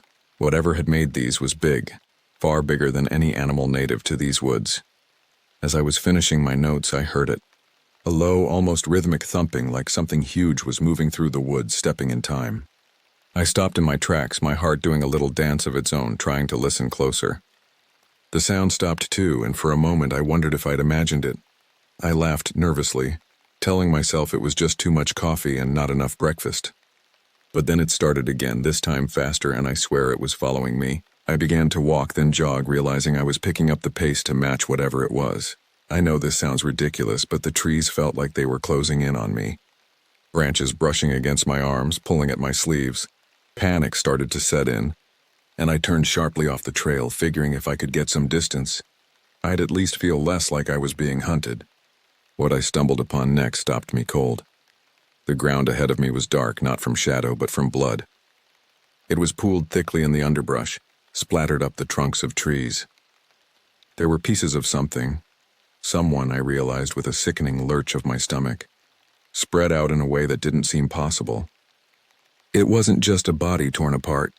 It was disassembled, The limbs were bent back at unnatural angles, as if something had taken time to methodically separate them. I froze. Then I did the stupid thing.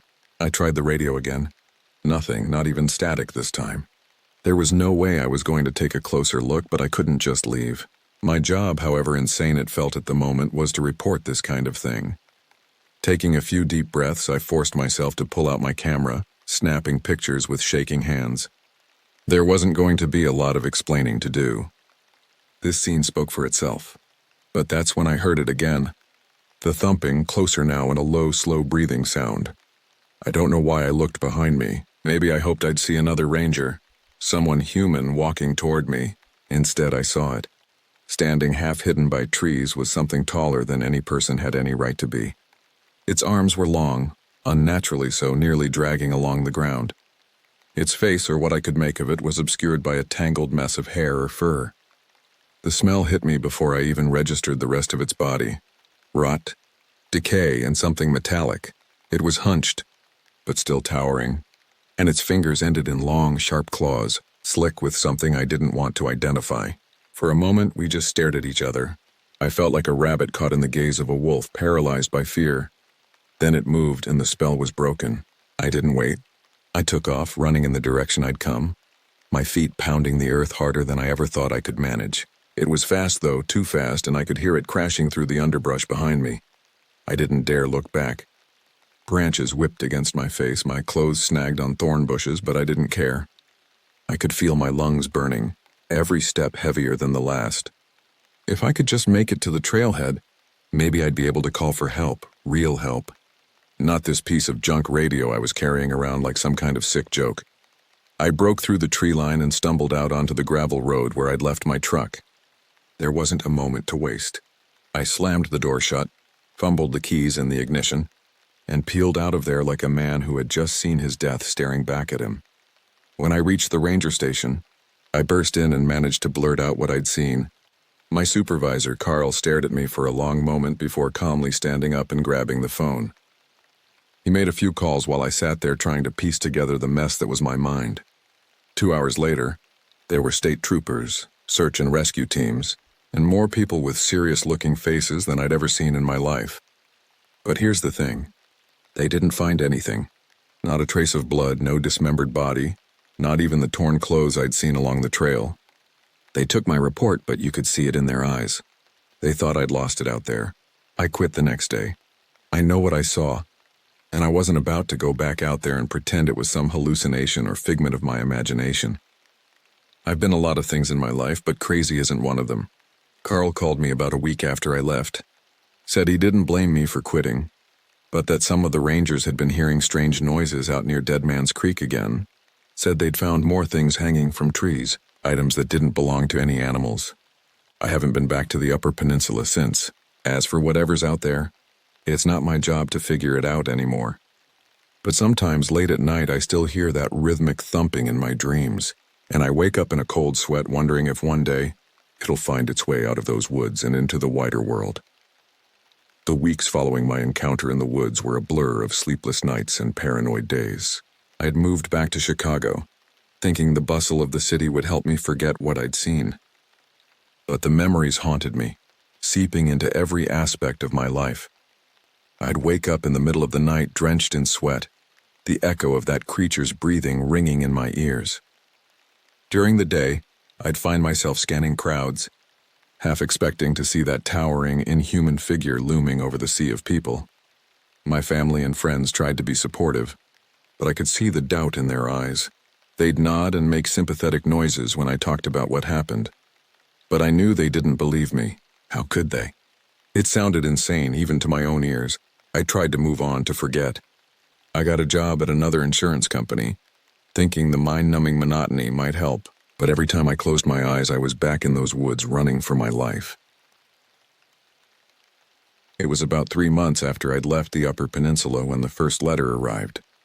It was postmarked from Marquette, Michigan, and I recognized Carl's handwriting immediately. My hands shook as I opened it, a part of me dreading what I might find inside. The letter was brief, but its contents chilled me to the bone. Carl wrote that there had been more incidents in the area where I'd had my encounter. Hikers had gone missing only to be found days later in a state that defied explanation. He didn't go into details, but the implication was clear. Whatever I had seen that day was still out there, and it was getting bolder. I wanted to throw the letter away, to pretend I'd never received it. But I couldn't. The guilt I'd been carrying since that day in the woods came rushing back. If I'd stayed, if I'd tried harder to convince people of what I'd seen, could these new incidents have been prevented? Over the next few weeks, more letters came. Each one described new horrors, new disappearances. Carl was careful with his words, never outright saying he believed my story, but the subtext was clear. He was reaching out to me because he didn't know who else to turn to. The final straw came when he mentioned a name I recognized: Bill Hawkins. Bill had been a fellow ranger, a guy I'd shared beers with after long shifts. According to Carl's letter, Bill had gone out to investigate some strange noises near Dead Man's Creek and hadn't come back. They'd found his radio smashed to pieces and a trail of blood leading deep into the woods. That was when I knew I couldn't run anymore. Whatever was happening up there, I was involved, whether I liked it or not. I had seen that thing, I had survived an encounter with it. Maybe, just maybe, that meant I could help stop it. I quit my job the next day and bought a ticket back to Michigan. As the plane took off, I couldn't shake the feeling that I was flying towards my doom. But I also knew that if I didn't face this, it would haunt me for the rest of my life. Little did I know. The horror I had experienced in those woods was just the beginning. What awaited me in the Upper Peninsula would test not just my courage but my very sanity. The creature I had encountered was more than just a monster. It was a harbinger of something far darker, far more ancient than I could have ever imagined. As the plane descended towards Marquette County Airport, I steeled myself for what was to come. Whatever happened, I was determined to uncover the truth behind the terror in the woods, no matter the cost. The familiar scent of pine and lake water hit me as soon as I stepped off the plane. For a moment, I was transported back to happier times. Summers spent fishing with my dad, the excitement of my first day as a ranger. But the weight of why I was here quickly brought me back to reality. Carl was waiting for me at the airport, looking older and more haggard than I remembered. The lines on his face seemed deeper, his eyes shadowed with a weariness that went beyond physical exhaustion. He gripped my hand tightly when we shook, a silent acknowledgement of the gravity of the situation. "Thanks for coming, Ron," he said, his voice gruff. "I wasn't sure you would." I nodded, not trusting myself to speak just yet. As we drove towards the ranger station, Carl filled me in on what had been happening since I'd left. The disappearances had continued, growing more frequent and more bizarre. It wasn't just hikers anymore, hunters, experienced outdoorsmen. Even a couple of locals who'd lived in the area their whole lives had vanished without a trace. "We've had to close off large sections of the park," Carl explained, his knuckles white on the steering wheel. "But it's not enough. Whatever this thing is, it's not staying contained." I listened in growing horror as he described the latest incidents. Animals found mutilated in ways that defied natural predators. Strange tracks, similar to what I'd seen, appearing in areas miles apart within the same day. And the noises, deep resonant howls that echoed through the forests at night, setting every dog in a 5-mile radius to frenzied barking. We pulled up to the ranger station, and I was struck by how little it had changed. The same weathered wooden building, the same faded signs warning about fire danger and bear safety. It felt surreal, like stepping into a time warp where everything looked the same but felt fundamentally wrong. Inside, Carl introduced me to the team he'd assembled. There was Dr. Lin Chen, a wildlife biologist brought in to study the unusual animal behavior in the area. Next to her stood Frank Delgado, a local hunter and tracker with decades of experience in these woods. And finally, Susan Harper, a paranormal investigator whose presence made me raise an eyebrow at Carl. "I know what you're thinking," Carl said, noticing my expression, "but at this point we're not ruling anything out." Over the next few hours we pored over maps, incident reports, and blurry photographs. The picture that emerged was terrifying in its implications. Whatever was out there in those woods, it wasn't just a single creature. The pattern of sightings and incidents suggested multiple entities, working with an intelligence and purpose that sent chills down my spine. Dr. Chen pointed out areas where the local wildlife had drastically changed their behavior. "It's as if they're being driven out," she explained, her finger tracing a path across the map. "We're seeing species turn up in areas they've never inhabited before, all fleeing from this central region. Frank Delgado grunted in agreement.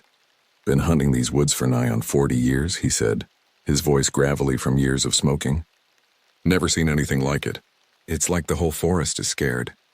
Susan Harper had been quiet up until this point, but now she leaned forward, her eyes intense. "Have you considered the possibility that what we're dealing with isn't entirely physical?" she asked. I felt a chill run down my spine at her words. Part of me wanted to dismiss her theory outright. Surely there had to be a rational explanation for all this. But then I remembered the creature I'd seen, its impossible proportions, the way it moved.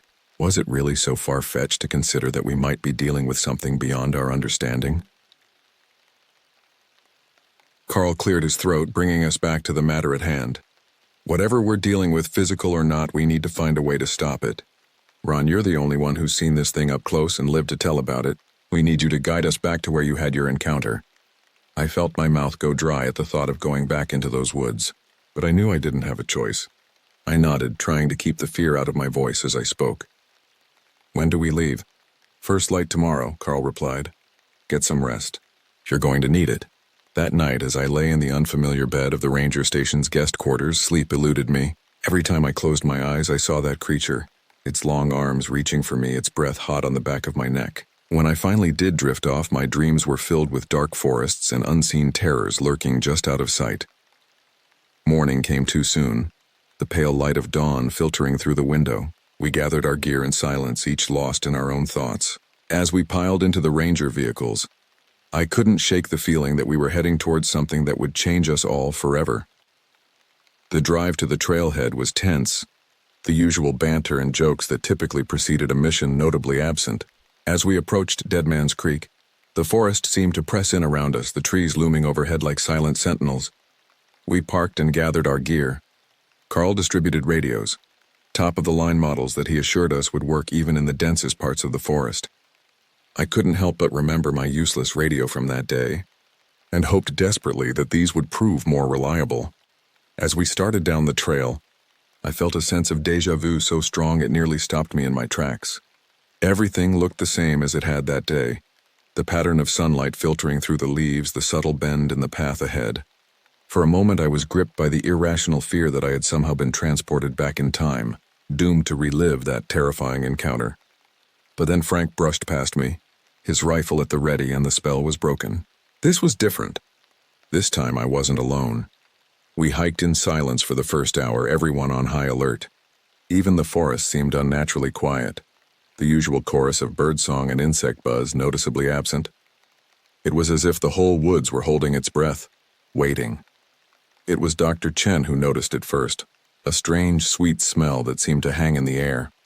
"Do you smell that?" she asked, her nose wrinkling in disgust. I did.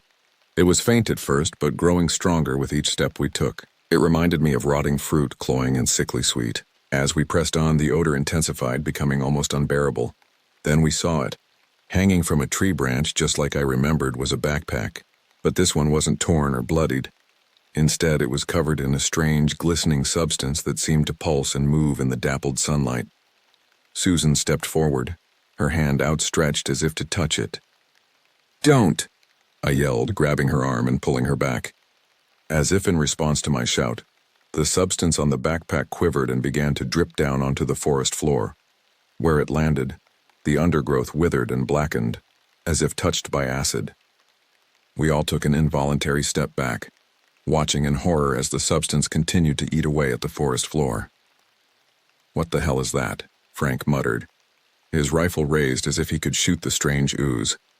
Before anyone could respond, a low, rumbling growl echoed through the trees. It was a sound I recognized, one that had haunted my nightmares for months. I turned slowly, my heart pounding in my chest, to see a pair of glowing eyes watching us from the shadows. "Run," I whispered, my voice barely audible, then louder as the creature began to move towards us. "Run!" We scattered, the sound of our panicked flight echoing through the unnaturally silent forest. I could hear it behind us, its heavy footfalls shaking the ground.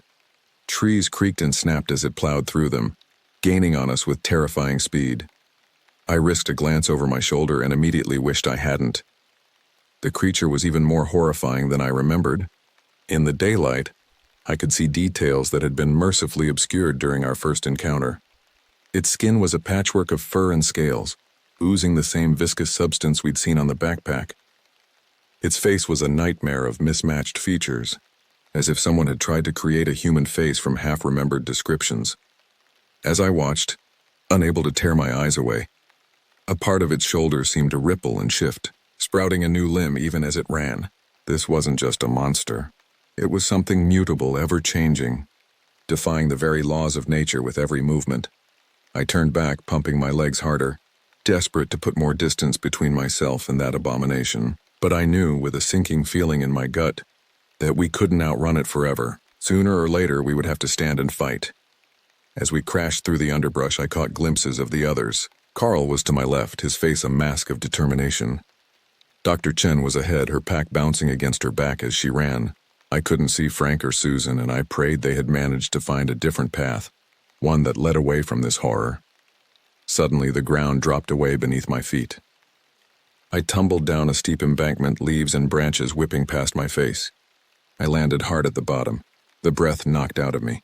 As I lay there gasping for air, I realized I couldn't hear the creature's pursuit anymore. Slowly, painfully, I sat up and looked around. I was in a small clearing, surrounded by dense undergrowth. There was no sign of the others or of the monster that had been chasing us. The silence was absolute, pressing in on me from all sides. For a moment, I allowed myself to hope that perhaps we had lost it, that maybe it had given up the chase. But then I saw something that made my blood run cold. There at the edge of the clearing was a stone structure. It was ancient, covered in moss and vines, but unmistakably man-made. In all my years as a ranger, I had never seen or heard of any ruins in this part of the forest. As I stared at it, trying to make sense of what I was seeing, I noticed strange symbols carved into the stone. They seemed to writhe and shift as I looked at them, making my head spin. I knew I should try to find the others to get as far away from this place as possible, but something drew me towards the structure, a compulsion I couldn't explain or resist. As I approached, I could hear a faint whisper, like voices speaking in a language I almost recognized. With a trembling hand, I reached out to touch one of the symbols. As my fingers made contact with the cold stone, a jolt of energy surged through me. Suddenly I understood. This wasn't just some random ruins in the woods. This was a doorway, a portal to somewhere else, and we had just unlocked it. As my hand touched the ancient stone, the world around me seemed to flicker and distort. For a brief, terrifying moment, I saw something.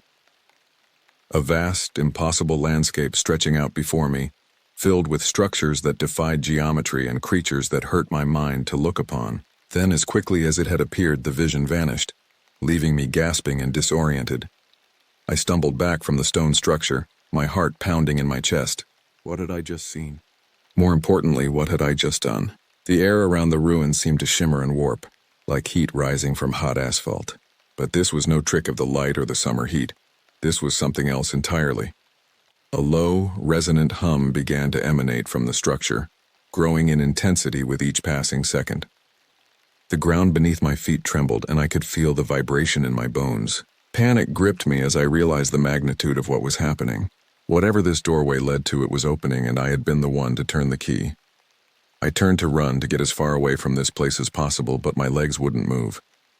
It was as if my feet had become rooted to the spot. The humming grew louder, drowning out everything else. In the distance, I heard a sound that might have been someone calling my name, but it was faint and distorted like a voice heard underwater.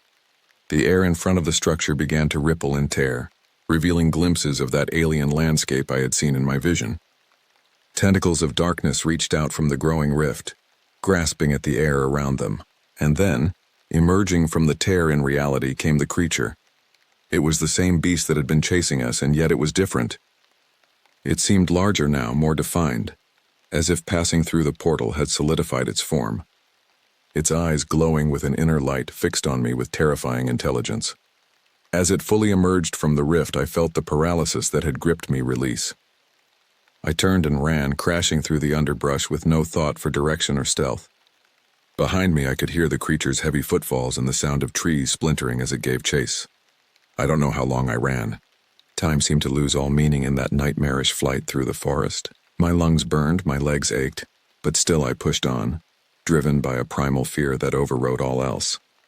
Suddenly, I burst out of the tree line and found myself back on the main trail. To my left, I saw Carl and Dr. Chen, both looking as battered and terrified as I felt. To my right, Frank emerged from the woods, his rifle at the ready.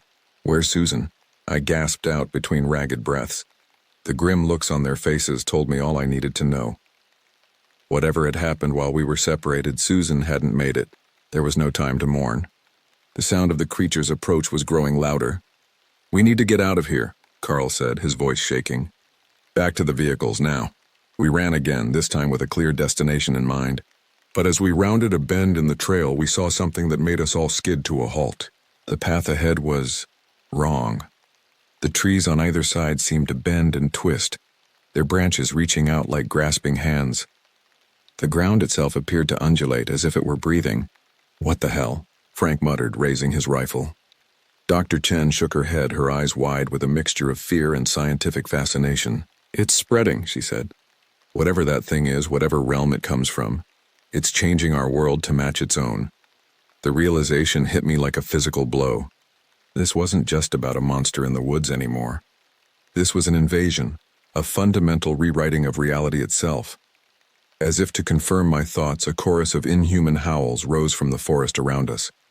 Not just one creature now, but many. The portal I had inadvertently opened had allowed more of these things through, and they were reshaping our world to suit them.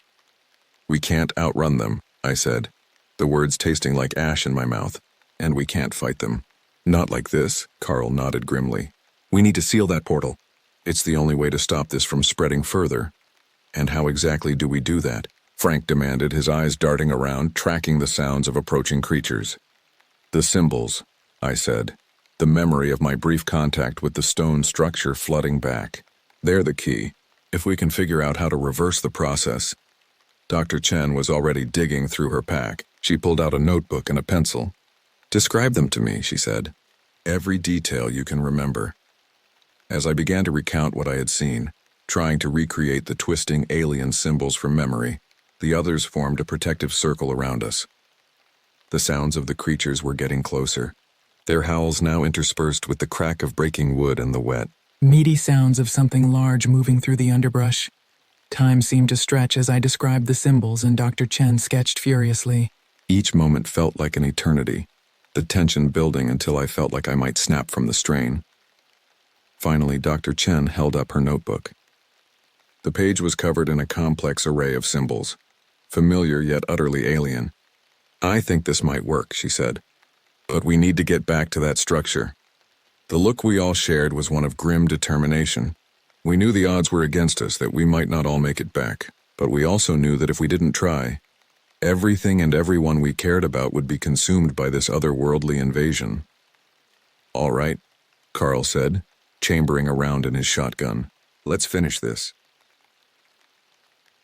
As we turned to head back into the twisted nightmare version of the forest we once knew, I couldn't help but think about how much had changed in just a few short hours. This morning we had entered these woods as investigators, seeking answers to a mystery. Now we were all that stood between our world and utter annihilation. The forest ahead of us writhed and pulsed with unnatural life. Strange. Phosphorescent growths clung to the trees, casting an eerie glow over everything. The very air seemed thick and syrupy, making each breath a struggle. We moved as quickly and quietly as we could, acutely aware of the sounds of pursuit all around us. More than once, we caught glimpses of twisted shapes moving through the undergrowth, always just at the edge of our vision. As we neared the clearing with the stone structure, the changes in the environment became even more pronounced. The trees here were no longer recognizable as any earthly species. Their bark was a shifting, iridescent texture that hurt the eyes to look at directly. Strange fruits hung from their branches, pulsing with an inner light. The clearing itself was barely recognizable. The ground was covered in a thick, spongy growth that squelched unpleasantly underfoot. The air was filled with spores or seeds of some kind, glowing particles that drifted lazily on unseen currents. And there, in the center of it all, was the stone structure. It was no longer covered in moss and vines. Instead, it gleamed as if newly carved, the alien symbols on its surface glowing with an inner light. The rift it had opened was larger now, a tear in the very fabric of reality that showed glimpses of that impossible other world. As we approached, we could see shapes moving on the other side, vast and terrible things that our minds struggled to comprehend. I felt a pressure building in my head, a pain that grew with each step we took towards the portal. "We need to hurry," Dr. Chen said, her voice tight with strain. "I don't think our minds can take much more of this exposure." She approached the structure, her notebook clutched tightly in her hand. As she began to trace the symbols she had drawn, mirroring their positions on the stone, I heard a sound that made my blood run cold. A roar closer than any we had heard before, followed by the sound of something massive charging through the twisted forest towards us. "Keep going," Carl shouted, raising his shotgun. "We'll hold them off." Frank took up position next to Carl, his rifle at the ready. I stood there for a moment, torn between helping them and assisting Dr. Chen. In the end, I moved to stand beside her, ready to take over if something happened to her. The next few minutes were a blur of terror and desperate action. As Dr. Chen worked to reverse the symbols, tracing each one with painstaking precision, the rest of us fought a desperate battle against the encroaching horrors. The first creature burst into the clearing with a bone-chilling shriek. It was similar to the one I had encountered before, but even more twisted and alien. Its body seemed to be in a constant state of flux, limbs sprouting and retracting, its flesh rippling with unnatural colors. Carl's shotgun roared, the blast catching the creature full in what passed for its chest. The thing staggered back, green ichor spraying from the wound, but it didn't fall. Instead, the injury seemed to close almost instantly, the flesh knitting back together before our eyes. Frank opened fire with his rifle, the sharp cracks a stark contrast to the otherworldly sounds filling the air. His shots were precise, targeting what looked like vital areas, but they seemed to have little lasting effect on the creature. More of them were emerging from the twisted forest now, each more horrifying than the last. Some moved on too many legs, while others slithered across the ground, leaving trails of corrosive slime.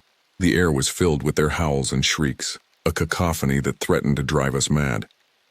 I stood by Dr. Chen, my eyes darting between her work and the battle raging around us. My hands shook as I clutched my own weapon, a standard-issue Ranger's sidearm that seemed woefully inadequate against these monstrosities. "Almost done," Dr. Chen muttered, her voice strained with concentration. Sweat beaded on her forehead, and I could see her hands trembling as she traced the final symbols. A scream of pain cut through the chaos. I turned to see Frank on the ground, one of the creatures looming over him. Its jaw had unhinged, revealing rows upon rows of needle-like teeth. Without thinking, I raised my gun and fired, emptying the clip into the thing's head. To my shock, it worked. The creature's head exploded in a spray of that strange green ichor, and it collapsed, its body already beginning to dissolve into a puddle of bubbling goo. "The portal," Carl shouted, his voice hoarse. "Something's changed." I whirled back to the stone structure. The rift was pulsing now, expanding and contracting rapidly. The creatures seemed to sense the change, too. They redoubled their efforts to reach us, their howls taking on a desperate edge. "It's done," Dr. Chen cried, stumbling back from the structure. As the last symbol flared to life, a shockwave of energy burst from the portal, knocking us all off our feet. For a moment, everything seemed to hang in perfect stillness. Then, with a sound like reality itself tearing apart, the rift began to collapse in on itself. The creatures shrieked in what sounded like fear and rage, their bodies drawn inexorably towards the closing portal. We watched in awe and terror as the monstrosities were pulled back through the rift, their forms stretching and distorting as they disappeared into that other world. Trees, warped by the alien influence, uprooted themselves and followed, drawn by some unseen force. The air was filled with a maelstrom of debris, all of it being sucked into the collapsing portal. We clung to whatever we could, fighting against the pull ourselves. I could feel my grip slipping, the force threatening to tear me away. Just when I thought I couldn't hold on any longer, it stopped. The portal snapped shut with a thunderclap that shook the earth, and then silence. We lay there for what felt like hours, gasping for breath, unable to believe what we had just witnessed. Slowly, cautiously, we began to take stock of our surroundings. The clearing was devastated. The strange growths and alien vegetation were gone, leaving behind scorched earth and fallen trees. The stone structure stood silent and inert, the glowing symbols now dark and lifeless. Frank was badly injured, deep gashes across his chest and arm where the creature had gotten him. Carl looked like he had aged years in the span of hours, his face gaunt and his eyes haunted. Dr. Chen sat slumped against a tree, her notebook clutched to her chest, her eyes closed in exhaustion. As for me, I felt empty. The adrenaline was fading, leaving behind a bone-deep weariness and a sense of unreality. Had all of this really happened? But as I looked around at my battered companions in the devastated clearing, I knew it had. We had faced something beyond our comprehension, and against all odds we had survived. Carl was the first to speak, his voice rough. "We need to get out of here. Report this to someone." "Who?" I asked. "Who would believe us?" He shook his head. "I don't know. But we can't just pretend this didn't happen. Whatever that was, wherever it came from, it could happen again." We gathered ourselves as best we could, helping Frank to his feet. As we prepared to leave, I took one last look at the stone structure. It looked innocuous now, just an ancient ruin in the woods. But I knew better. I knew the danger it represented. "We should destroy it," I said. The others looked at me, then back at the structure. After a moment, Carl nodded. "You're right. We can't risk anyone else stumbling across this thing." It took us the better part of an hour to demolish the structure, using whatever tools we had at hand. When we were done, nothing remained but a pile of rubble. It wasn't much, but it felt like a victory, however small. As we made our way back through the forest, I couldn't help but notice how ordinary everything looked now. The trees were just trees again, the underbrush no longer writhing with alien life. But the memory of what we had seen, what we had fought, would stay with us forever. We emerged from the woods as the sun was setting, casting long shadows across the landscape. The ranger station looked surreal in its normalcy, a bastion of the ordinary world we had left behind just hours ago. As we approached, I saw Susan standing on the porch, her face a mask of concern. She rushed towards us as we got closer. "Where have you been?" "I've been trying to radio you for hours." We all stopped, staring at her in disbelief. "Susan?" Carl said, his voice shaking. "But," we thought. She looked confused. "What are you talking about?" "I've been here the whole time. You all went into the woods this morning and then nothing. No radio contact, no sign of you." I exchanged glances with the others. The implications of what Susan was saying were staggering. Somehow, in sealing the portal, we had altered reality. Or perhaps we had returned to our own reality, leaving behind the nightmare world we had experienced. As we stood there grappling with this new revelation, I realized that our ordeal was far from over. We had survived, yes, but now we faced a new challenge. How could we explain what had happened? How could we convince anyone of the danger that still lurked in those woods? And more importantly, how could we be sure it was really over? The days following our return from the woods were a blur of debriefings, medical examinations, and sleepless nights. We were all placed on administrative leave pending a full investigation into the incident, as it was being called. The official story, as far as I could gather, was that we had encountered some kind of toxic substance in the woods, leading to mass hallucinations and erratic behavior. Our injuries were attributed to panic-induced accidents as we fled from imagined threats.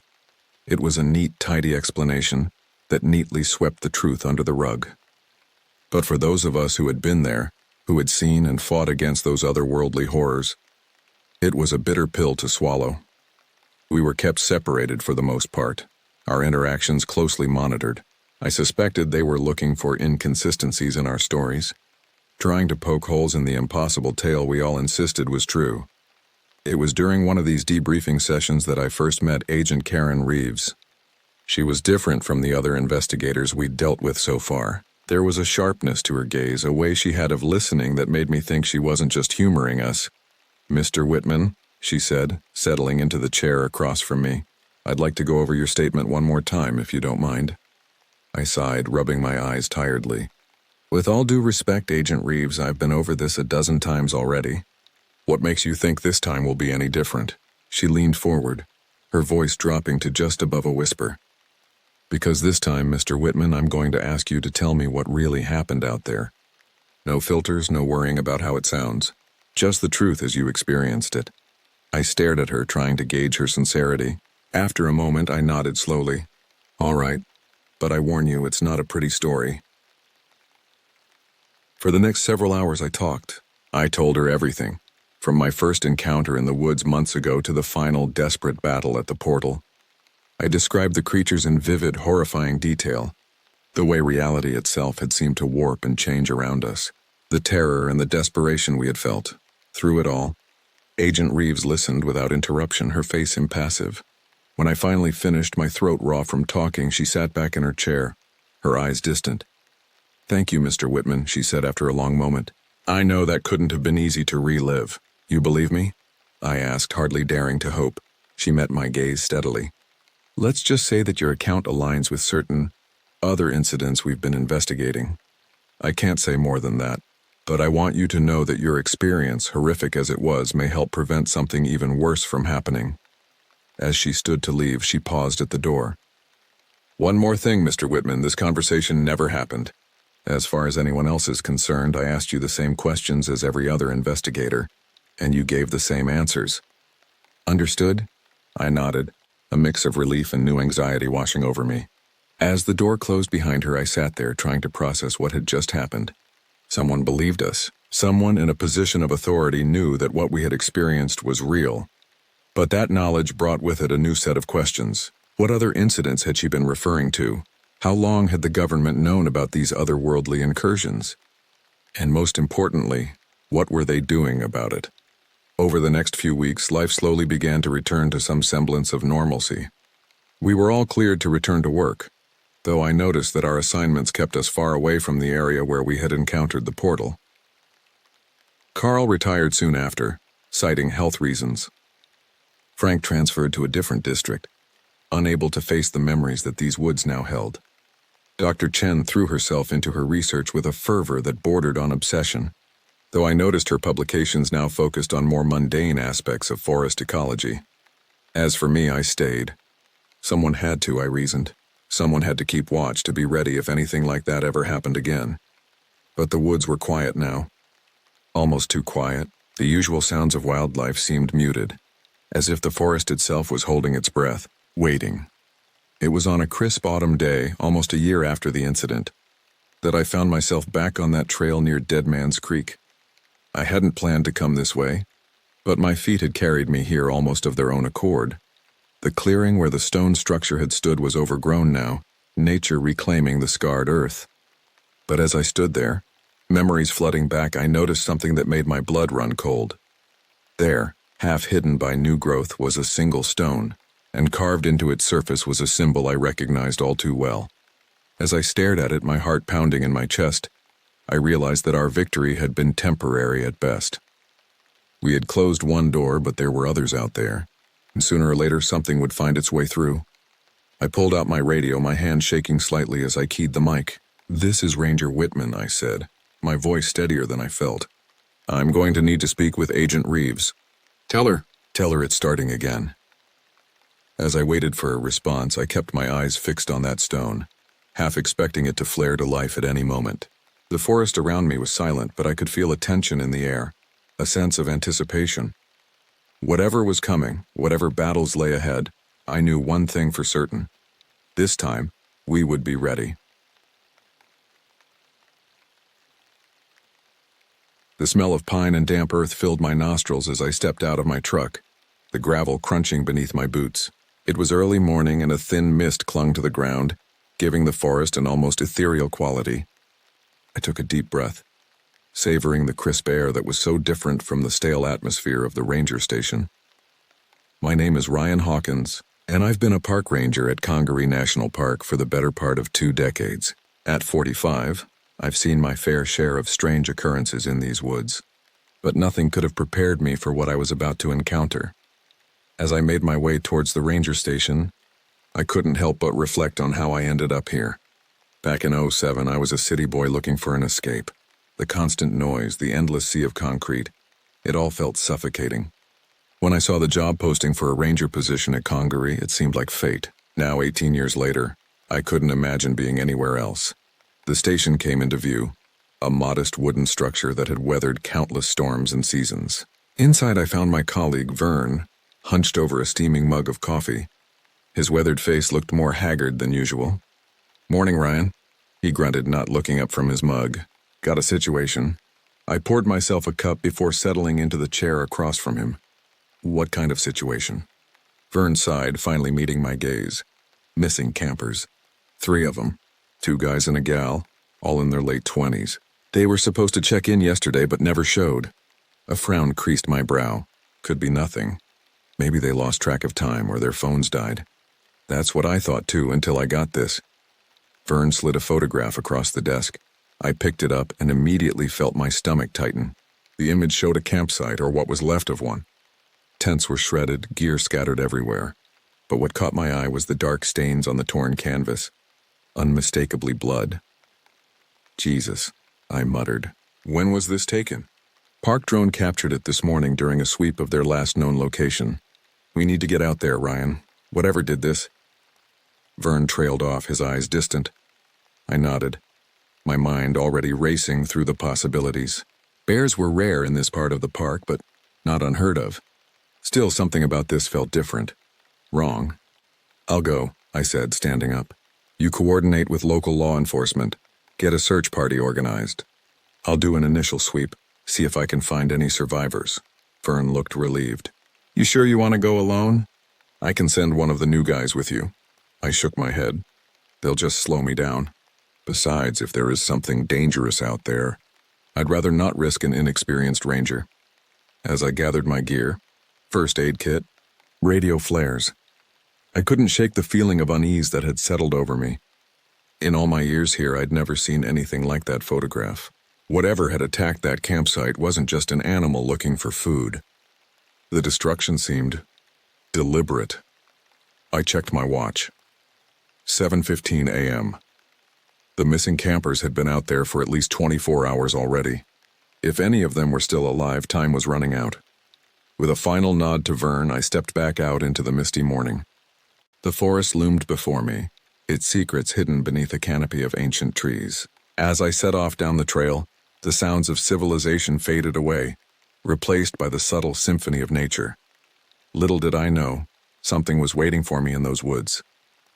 Something that would change everything I thought I knew about the world and my place in it. The hunt was about to begin.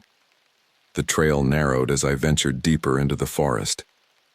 Towering trees blocked out much of the morning light, casting long shadows across the path. I'd hiked this route countless times before, but today felt different.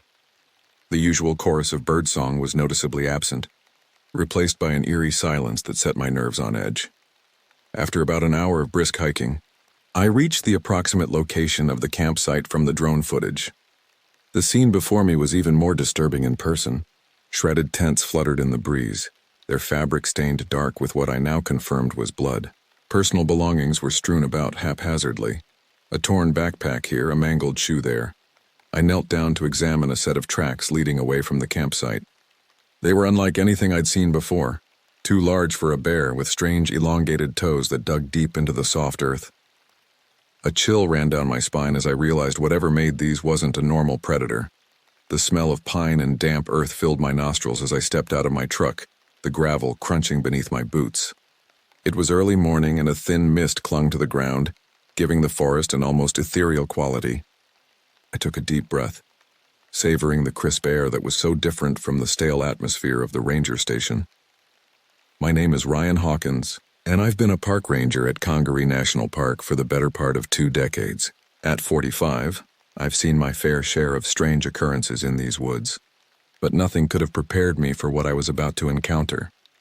As I made my way towards the ranger station, I couldn't help but reflect on how I ended up here. Back in '07, I was a city boy looking for an escape. The constant noise, the endless sea of concrete, it all felt suffocating. When I saw the job posting for a ranger position at Congaree, it seemed like fate. Now, 18 years later, I couldn't imagine being anywhere else. The station came into view, a modest wooden structure that had weathered countless storms and seasons. Inside, I found my colleague, Vern, hunched over a steaming mug of coffee. His weathered face looked more haggard than usual. "Morning, Ryan," he grunted, not looking up from his mug. "Got a situation." I poured myself a cup before settling into the chair across from him. "What kind of situation?"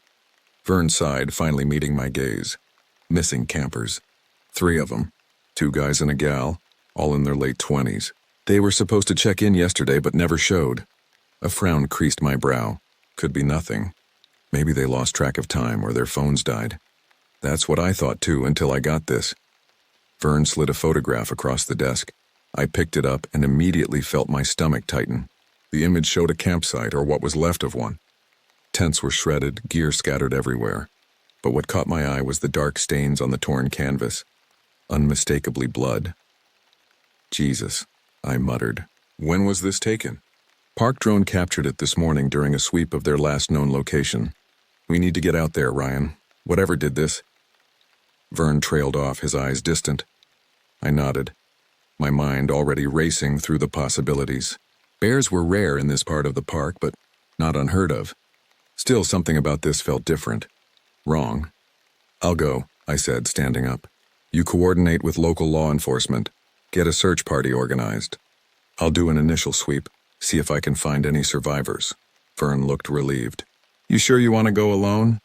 I can send one of the new guys with you. I shook my head. They'll just slow me down. Besides, if there is something dangerous out there, I'd rather not risk an inexperienced ranger. As I gathered my gear, first aid kit, radio flares, I couldn't shake the feeling of unease that had settled over me. In all my years here, I'd never seen anything like that photograph. Whatever had attacked that campsite wasn't just an animal looking for food. The destruction seemed deliberate. I checked my watch. 7:15 a.m. The missing campers had been out there for at least 24 hours already. If any of them were still alive, time was running out. With a final nod to Vern, I stepped back out into the misty morning. The forest loomed before me, its secrets hidden beneath a canopy of ancient trees. As I set off down the trail, the sounds of civilization faded away, replaced by the subtle symphony of nature. Little did I know, something was waiting for me in those woods. Something that would change everything I thought I knew about the world and my place in it. The hunt was about to begin. The trail narrowed as I ventured deeper into the forest. Towering trees blocked out much of the morning light, casting long shadows across the path. I'd hiked this route countless times before, but today felt different. The usual chorus of birdsong was noticeably absent, replaced by an eerie silence that set my nerves on edge. After about an hour of brisk hiking, I reached the approximate location of the campsite from the drone footage. The scene before me was even more disturbing in person.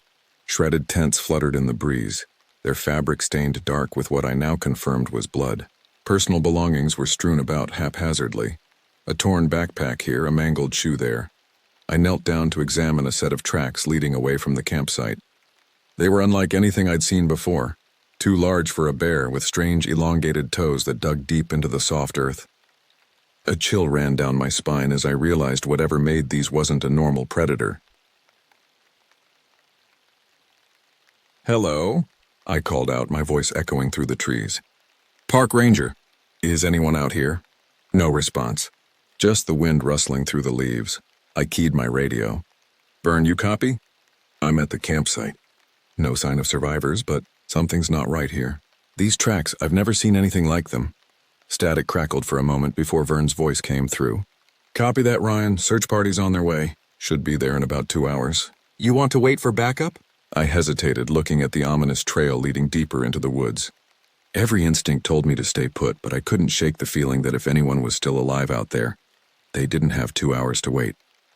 "Negative," I replied. "I'm going to follow these tracks, see where they lead. I'll keep in radio contact. Be careful out there, Ryan. Something about this doesn't sit right with me. You and me both, Vern. I'll check in every 30 minutes. Hawkins out." With a deep breath, I shouldered my pack and set off along the strange trail. The further I went, the denser the forest became. Old-growth trees, their trunks wider than cars, loomed overhead. Moss hung from branches like tattered curtains, and the ground became increasingly boggy.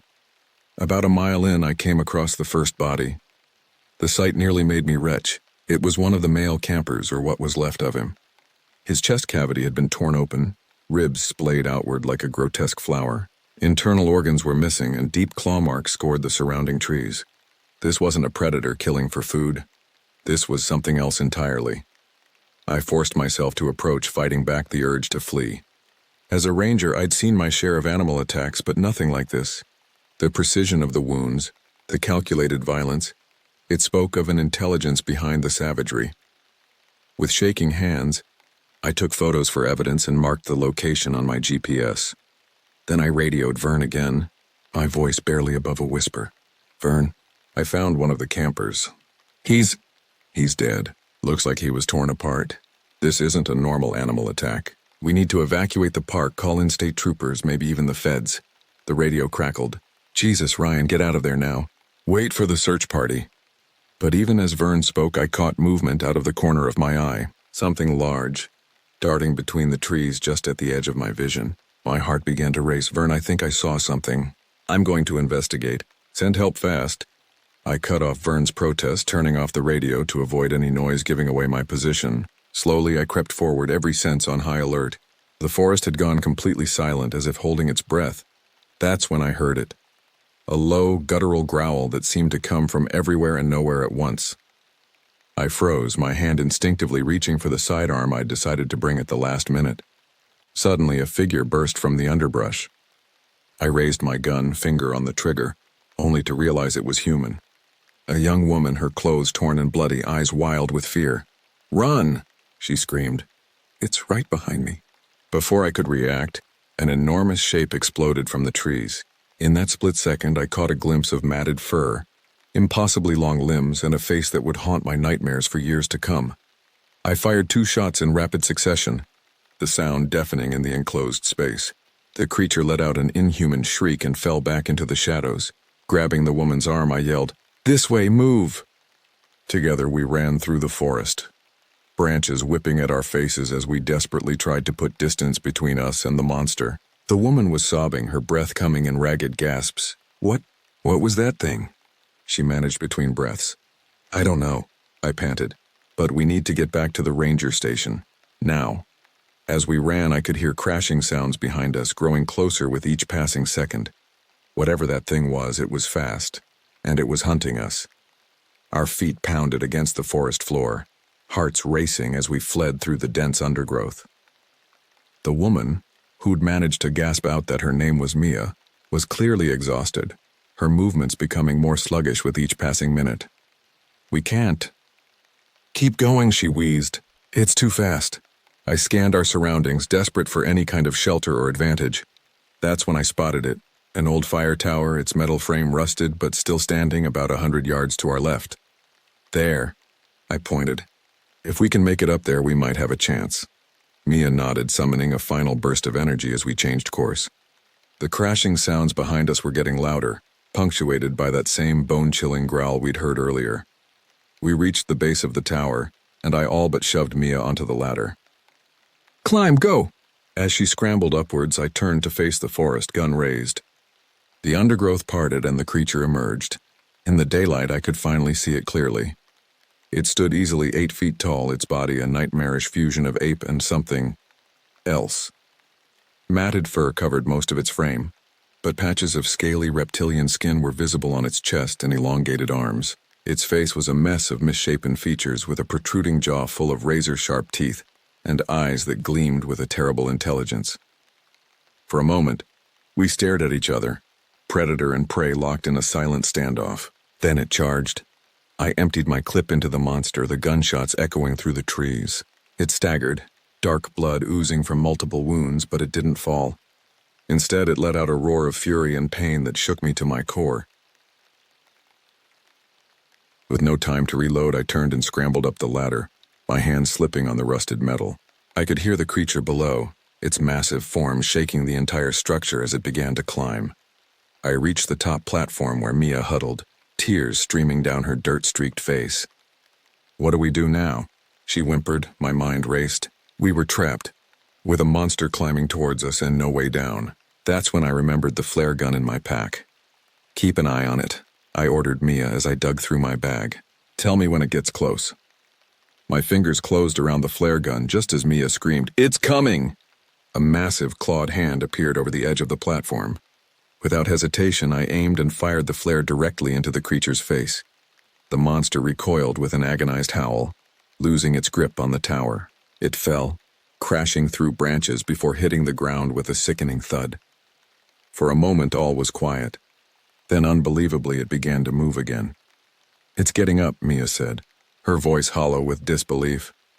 I watched in horror as the creature slowly rose to its feet, its burned face turning towards us with a look of pure hatred.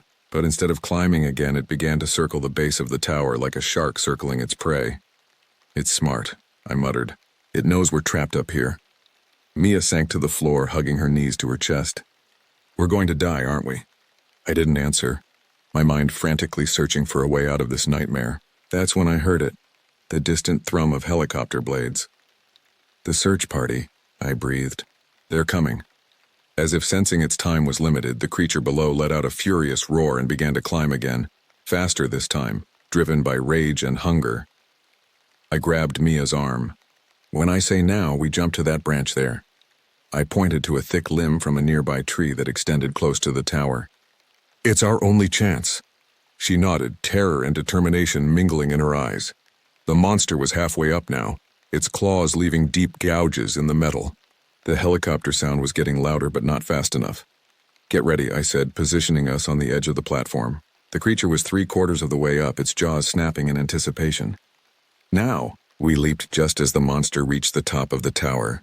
For a heart-stopping moment, we were in freefall. Then we hit the branch hard, the impact knocking the wind out of me. I clung to the rough bark, my arms wrapped around Mia to keep her from falling. The creature roared in frustration, trapped on the small platform. That's when the helicopter crested the tree line, its spotlight illuminating the surreal scene. What happened next occurred in a blur. Shots rang out from the helicopter as it hovered nearby. The monster, riddled with bullets, finally fell from the tower, disappearing into the shadows below. As ropes were lowered to pull us into the helicopter, I caught a final glimpse of the forest floor. There was no sign of the creature's body. Shaking and exhausted, Mia and I were pulled to safety. As the helicopter turned back towards civilization, I couldn't shake the feeling that this nightmare was far from over. Something was out there in those woods, something that defied explanation. And I had a sinking feeling we'd only scratched the surface of the terror lurking in the depths of Congaree. The next few days passed in a haze of debriefings, medical examinations, and sleepless nights. Mia and I were quarantined in a local hospital, ostensibly for observation, but I suspected it was more to keep us from talking to the press or anyone else about what we'd seen. Men in dark suits came and went, asking the same questions over and over. What exactly did we see? How big was it? Did it make any sounds? Could it have been a bear or some other known animal? I told them everything, from the shredded campsite to the nightmarish chase through the woods. With each retelling, I could see the doubt growing in their eyes. They didn't believe me. Or rather, they didn't want to believe me. On the third day, a man who introduced himself only as Agent Reeves entered my room. Unlike the others, he didn't carry a notebook or recording device. "Mr. Hawkins," he said, his voice low and measured. "I'm here to discuss the incident in the park." I sat up straighter in my hospital bed. "You mean the monster that killed 2 campers and nearly added us to the body count?" Reeves's expression didn't change. "We've completed our investigation of the area. No unusual tracks were found and no unidentified animal was located." "That's impossible," I protested. "I shot it multiple times. There should have been blood, a body." "Mr. Hawkins," Reeves cut me off. "I understand you've been through a traumatic experience. The human mind often creates explanations for events it can't fully comprehend. What you encountered was likely a large black bear, possibly rabid, which would explain its unusual behavior." I couldn't believe what I was hearing. "A bear? Are you serious? Did you even look at the claw marks on those trees? The way the victims were torn apart?" Reeves sighed, reaching into his jacket. He pulled out a document and placed it on the bed tray in front of me. "This is a non-disclosure agreement. It states that you will not discuss the events in Congaree National Park with anyone. Not the media, not your co-workers, not even your family. Doing so would be a violation of national security." "National security?" I scoffed. "What does that thing have to do with national security?" "Sign the document, Mr. Hawkins," Reeves said, his tone leaving no room for argument. "Once you do, you'll be free to return to work. The official report will state that the campers were killed by a bear attack, and that you and Ms. Chen bravely survived a dangerous animal encounter. That's all anyone needs to know." I stared at the document, my mind reeling. Part of me wanted to refuse, to shout the truth from the rooftops. But another part, the part that had seen the impossible with my own eyes, knew that no one would believe me. I'd be labeled a crackpot, lose my job, maybe even end up in a psych ward. With a heavy heart, I signed the paper. Reeves nodded, tucking the document away. You've done the right thing, Mr. Hawkins. For your own safety and for the safety of others, I suggest you put this incident behind you and move on with your life. As he turned to leave, a thought struck me. Wait, I called out. What about Mia? Is she okay? Reeves paused at the door. Ms. Chen has been debriefed and is being released today. She's agreed to relocate to a new city and start fresh. I suggest you do the same. With that, he was gone, leaving me alone with my thoughts and the weight of a secret I could never share. 2 weeks later, I found myself standing at the edge of Congaree National Park, staring into the trees that had once felt like home. Now they loomed ominously, hiding secrets I wasn't sure I wanted to uncover. Vern greeted me at the ranger station, his usual gruff demeanor softened by concern. You sure you're ready to be back, Ryan? No one would blame you if you needed more time. I forced a smile. I'm fine, Vern. It was just a bear, right? Nothing I haven't dealt with before. The lie felt bitter on my tongue, but I had no choice. I'd signed away my right to the truth. As I settled back into my routine, I couldn't shake the feeling of being watched. Every rustle in the undergrowth, every snapped twig made me jump. I found myself carrying my sidearm even on routine patrols, something I'd never done before. The other rangers noticed the change in me. I overheard whispers, caught concerned glances. They thought I was traumatized, jumpy from my bear encounter. If only they knew the real reason for my unease. Weeks passed, and slowly, life began to return to normal, or as normal as it could be when you're carrying a secret like mine. I threw myself into my work, volunteering for the most remote patrols, spending days at a time in the backcountry. Part of me hoped to find some evidence, some proof that I wasn't crazy. Another part dreaded the thought of encountering that thing again. It was on one of these extended patrols nearly 2 months after the incident that I found something that made my blood run cold. Deep in the park, miles from any official trail, I came across a clearing I'd never seen before. The trees surrounding it were bent and broken, as if something massive had forced its way through. In the center of the clearing was a depression in the earth, roughly the size and shape of a large body. And scattered around it were tufts of matted fur and scales, the same bizarre combination I'd seen on the creature that had hunted us. My heart pounding, I knelt to examine the evidence. This was it, proof that I hadn't imagined everything. But as I reached out to touch one of the fur tufts, a twig snapped behind me. I whirled around, hand on my gun, to find myself face to face with Agent Reeves. I wouldn't touch that if I were you, Mr. Hawkins, he said calmly, as if finding me in the middle of nowhere was a perfectly normal occurrence. What are you doing here? I demanded, my hand still resting on my holstered weapon. Reeves smiled, but it didn't reach his eyes. I think you know why I'm here, Mr. Hawkins.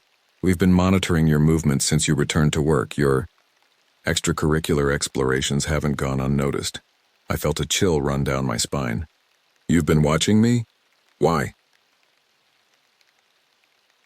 Because we knew you wouldn't let it go, Reeves said, stepping closer. Men like you, who've seen what you've seen, they can't help but search for answers. And are you here to give me those answers? I asked, my voice hard. Reeves shook his head. No, Mr. Hawkins. I'm here to remind you of the agreement you signed. This area's off limits. What happened here, what you think you saw, it's better left alone. Better for who? I shot back. People are dead, Reeves. That thing is still out there. How many more have to die before you admit the truth? For a moment I saw something flicker in Reeves's eyes. Regret, perhaps, but it was gone as quickly as it appeared. Go home, Mr. Hawkins, he said firmly. Forget about this place. Forget about what you saw. It's for your own good. As he turned to leave, I called out, and if I don't? If I keep looking? Reeves paused, looking back over his shoulder. Then the next time we meet, it won't be for a friendly chat. With that, he disappeared into the trees, leaving me alone with my thoughts and the unsettling evidence before me. Despite Reeves's warning, or perhaps because of it, I couldn't let go of my obsession. The incident in the clearing only fueled my determination to uncover the truth. I began spending more and more time in the deepest parts of the park, neglecting my regular duties and drawing concerned looks from my colleagues. Vern confronted me one evening as I was preparing for another extended patrol. Ryan, this has got to stop, he said, his voice gruff but laced with worry. You're running yourself into the ground.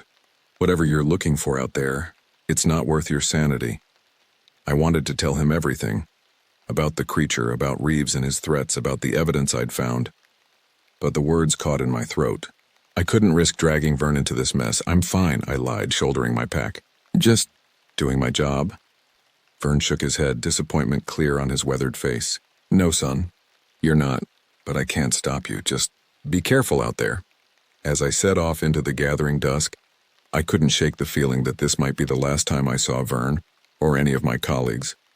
For days, I trekked through the most remote areas of the park, following half-seen tracks and strange markings on trees.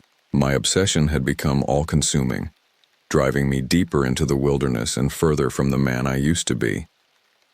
It was on the 5th day, as I was setting up camp in a small clearing, that I heard it, that same low, guttural growl that had haunted my nightmares for months. I froze, my heart pounding in my chest. Slowly, I turned towards the sound. There, at the edge of the clearing, stood the creature. It was just as massive and terrifying as I remembered, its misshapen form silhouetted against the darkening sky. But this time, I was prepared. I raised my rifle, aiming for its head. Not this time, you bastard, I muttered, squeezing the trigger. The shot rang out, echoing through the trees. The creature staggered but didn't fall. Instead, it let out a roar of fury and charged. I fired again and again, each shot finding its mark, but the monster kept coming. It was as if bullets meant nothing to it. As it closed the distance between us, I realized with horror that I was about to meet the same fate as those poor campers months ago. But just as the creature reached me, a blinding light flooded the clearing. The monster recoiled, shrieking in pain. I blinked, momentarily blinded myself. As my vision cleared, I saw a group of figures in hazmat suits emerging from the trees, wielding what looked like high-powered spotlights. The creature, howling in agony, retreated into the darkness. One of the figures approached me. When they spoke, I recognized Reeves's voice. I told you to let it go, Hawkins, he said, his tone a mixture of anger and resignation. Now you've left us no choice. Before I could respond, I felt a sharp pain in my neck. As darkness closed in around me, I saw Reeves shaking his head. I'm sorry, he said, but some secrets have to stay buried. I awoke to the sterile smell of disinfectant and the soft beep of medical equipment. As my vision cleared, I found myself in what looked like a hospital room, but something was off. There were no windows, and the door appeared to be reinforced steel. A voice from the corner of the room made me start. Welcome back to the land of the living, Mr. Hawkins. I turned to see Reeves sitting in a chair, watching me with an unreadable expression. Where am I? I croaked, my throat dry. Somewhere safe, Reeves replied cryptically. Somewhere where we can have an honest conversation about what you've seen and what you know. Over the next few hours, Reeves explained everything. The creature I'd encountered wasn't a singular anomaly, but part of a larger phenomenon. Deep in the remote areas of national parks across the country, there were tiers in reality, places where the laws of nature broke down, allowing things from elsewhere to cross over. We've been dealing with these incursions for decades, Reeves said, keeping them contained, cleaning up the messes when containment fails. But lately it's been getting worse. The tiers are becoming more frequent, harder to control. I listened in stunned silence, my worldview shattering and reforming with each revelation. Why are you telling me this? I finally asked. Reeves leaned forward, his eyes intense. Because we need people like you, Hawkins. People who've seen the truth and haven't broken under the weight of it. We're fighting a war that most of the world doesn't even know exists, and we're losing ground every day. He stood, moving to the door. Rest, think about what I've said. Tomorrow you'll have a choice to make. As the door closed behind him, I lay back, my mind reeling. I thought of the creature in the woods, of the terror in Mia's eyes, of the campers who'd lost their lives. And I knew deep down what my choice would be. The next morning, I made my decision. I couldn't go back to my old life, not with what I knew now. And if there was a chance I could help prevent others from experiencing the horror I'd faced in those woods, I had to take it. Reeves seemed unsurprised by my choice.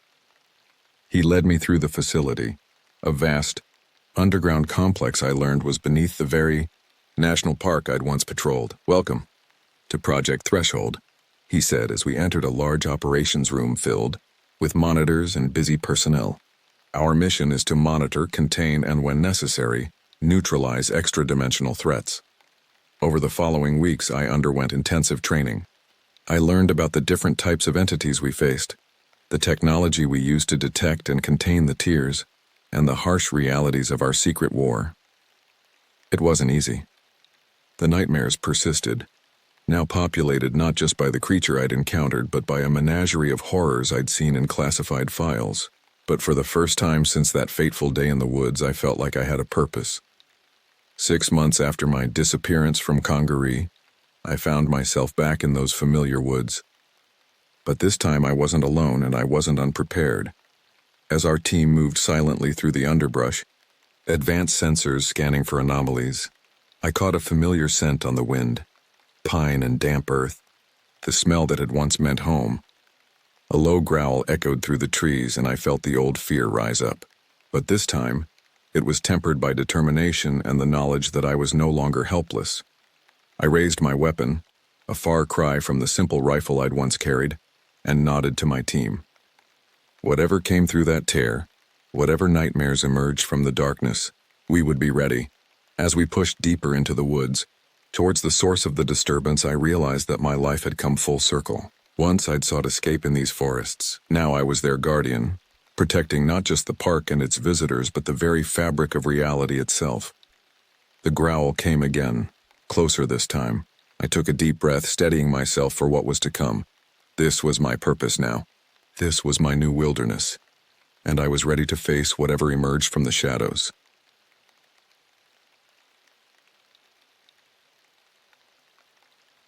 The last thing I expected when I took this job was to be stuck cleaning up after a bunch of careless campers. Yet here I was, knee-deep in trash left behind by some hikers who apparently thought the woods were their personal landfill. It was 2025, and I had been working as a park ranger for about 6 months at Washington's Olympic National Park. Not the most glamorous job, but it beat the cubicle life I had tried and failed to tolerate back in Seattle. My name's Sam Jenkins, and I guess you could say I'm the kind of guy who enjoys solitude. Nothing wrong with people, but I've always found being in the middle of nowhere suits me better. After my failed stint in tech, I figured I'd give the outdoors a try. I grew up in Oregon, spent most of my childhood camping and hiking, so it felt like a natural fit. What could go wrong, right? There's a stretch of the park that few visitors venture to. Old-growth forest where the trees are so thick you can lose yourself just walking a few feet in. It's peaceful in a way that makes you feel like you've stepped back in time, and in a place like this you don't expect much trouble aside from the occasional bear sighting or lost hiker. That day, I was heading out to clear up after a group of hikers that didn't bother to pack out their trash. They had set up camp near one of the more remote trails, a place called Moon Falls. The Park Service had gotten complaints about the smell. Apparently they left behind more than just garbage, a tent, a half-eaten meal, and an abandoned cooler. Weird, but not unheard of. Sometimes people leave in a hurry, thinking they'll come back later. As I drove down the winding forest road, the dense canopy overhead cast dappled shadows across my windshield. The air grew thicker, more oppressive with each mile. I couldn't shake the feeling that something was off, but I chalked it up to the gloomy weather and my own restless mind.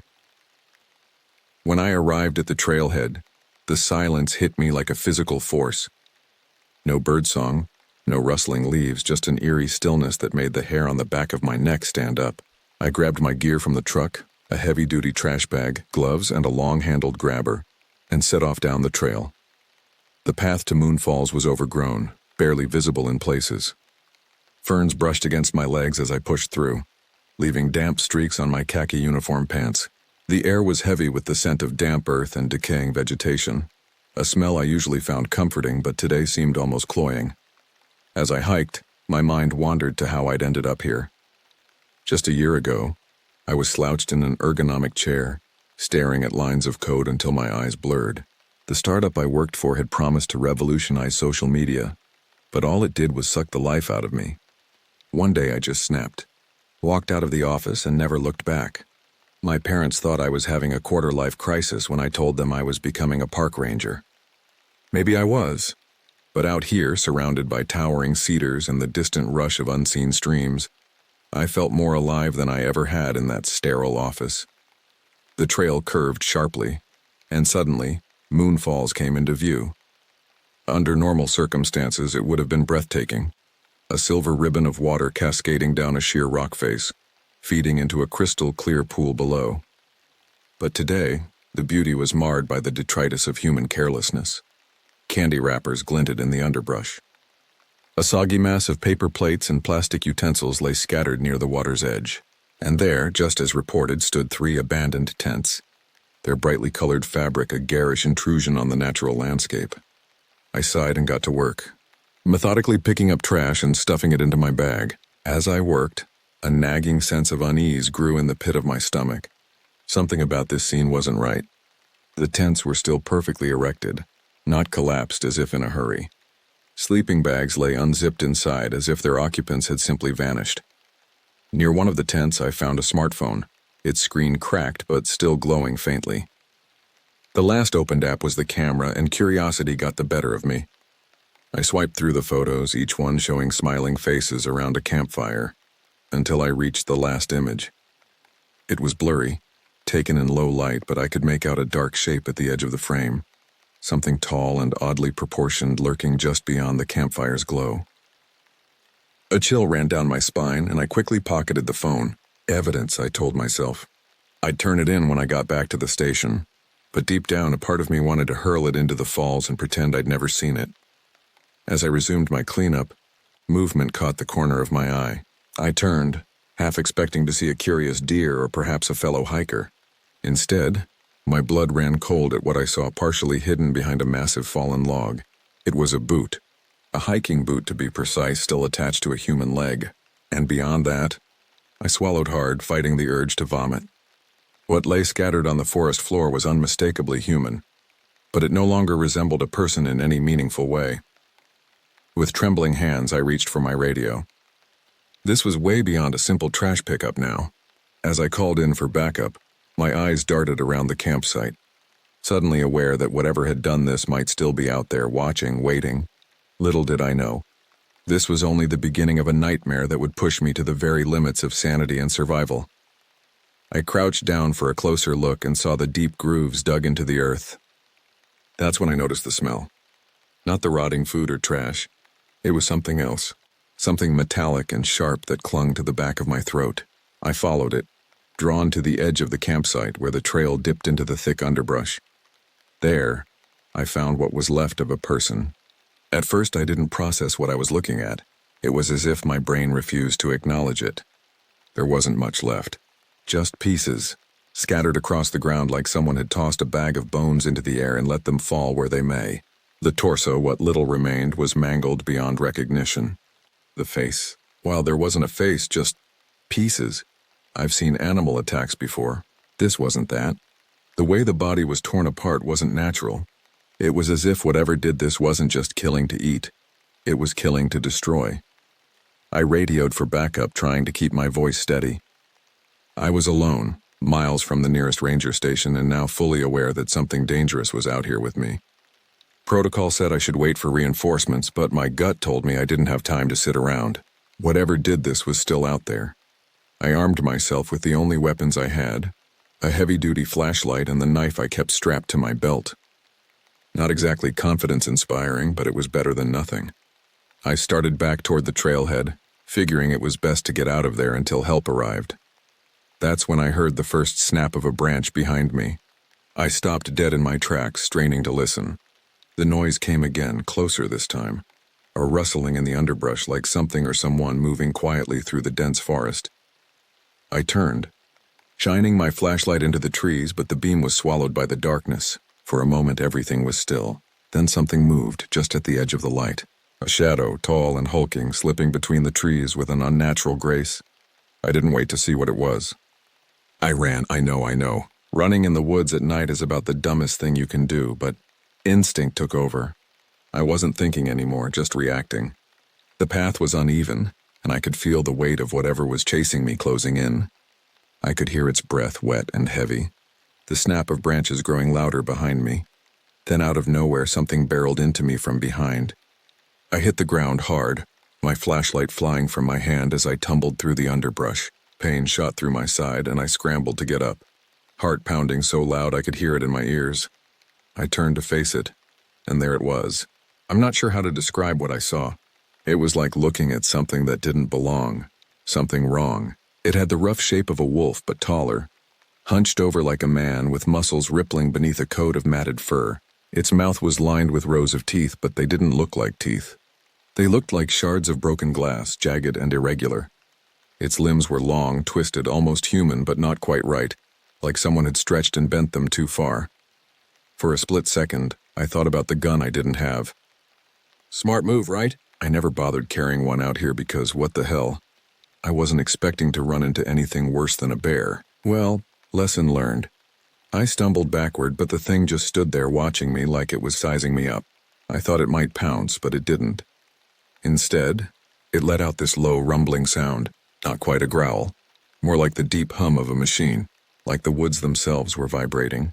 I took that as my cue to move fast.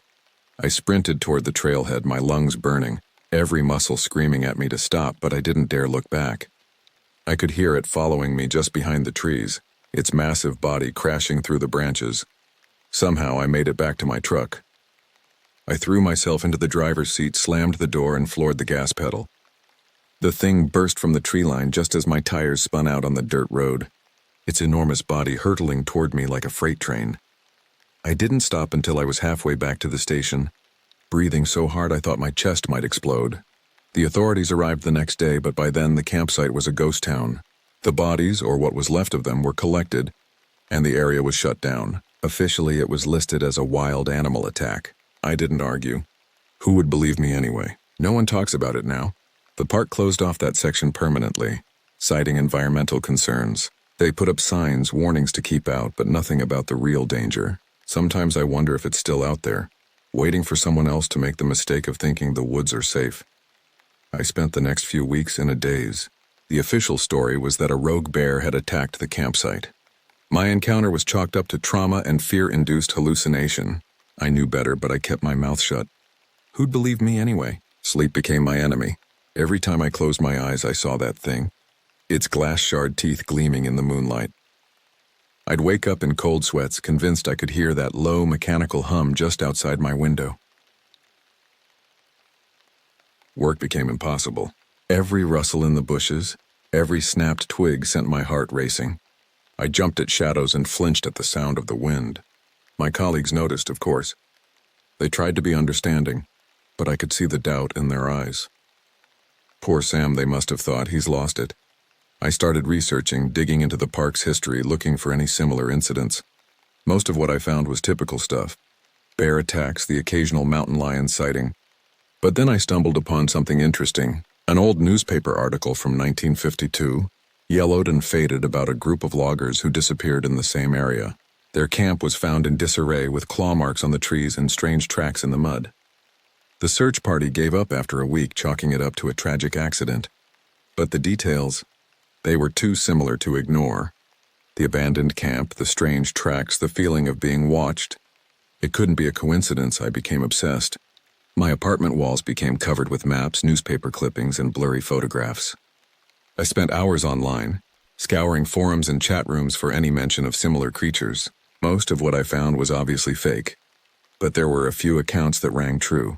A hiker in the Cascades who saw something not quite animal, not quite human, watching her from the trees. A hunter in British Columbia who found his cabin torn apart by something with hands like a man but claws like a beast. The more I dug, the more I became convinced that what I saw wasn't unique. There was something out there, something that had been lurking in the shadows of the Pacific Northwest for decades, maybe centuries. But knowing didn't make it easier. If anything, it made it worse. Because now I knew that no matter how far I ran, no matter where I hid, that thing was out there.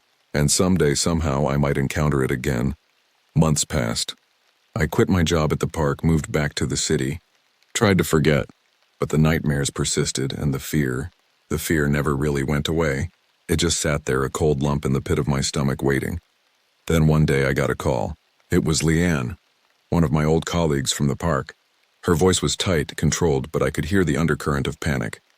"Sam," she said, "it's happening again." My blood ran cold. I knew instantly what she meant. "Where?" I asked, already reaching for my keys. Crescent Lake. A family of 4. They found the remains this morning. I should have said no. Should have hung up the phone and booked the first flight to anywhere but here, but I couldn't. Because deep down I knew this wouldn't stop until someone did something about it. I'm on my way, I said. The drive back to Olympic National Park was the longest of my life. Every mile brought back memories I'd tried so hard to bury. The smell of pine and damp earth, the way the mist clung to the trees like ghostly fingers, and always the feeling of being watched. Leanne met me at the ranger station. Her face was pale, drawn. She looked like she hadn't slept in days. I shouldn't have called you, she said as soon as I got out of the car. This isn't your problem anymore. Yes, it is, I replied. It became my problem the moment I saw that thing in the woods. Now tell me everything. She filled me in as we drove to Crescent Lake. The family, a couple and their 2 kids, had been camping near the lake's northern shore.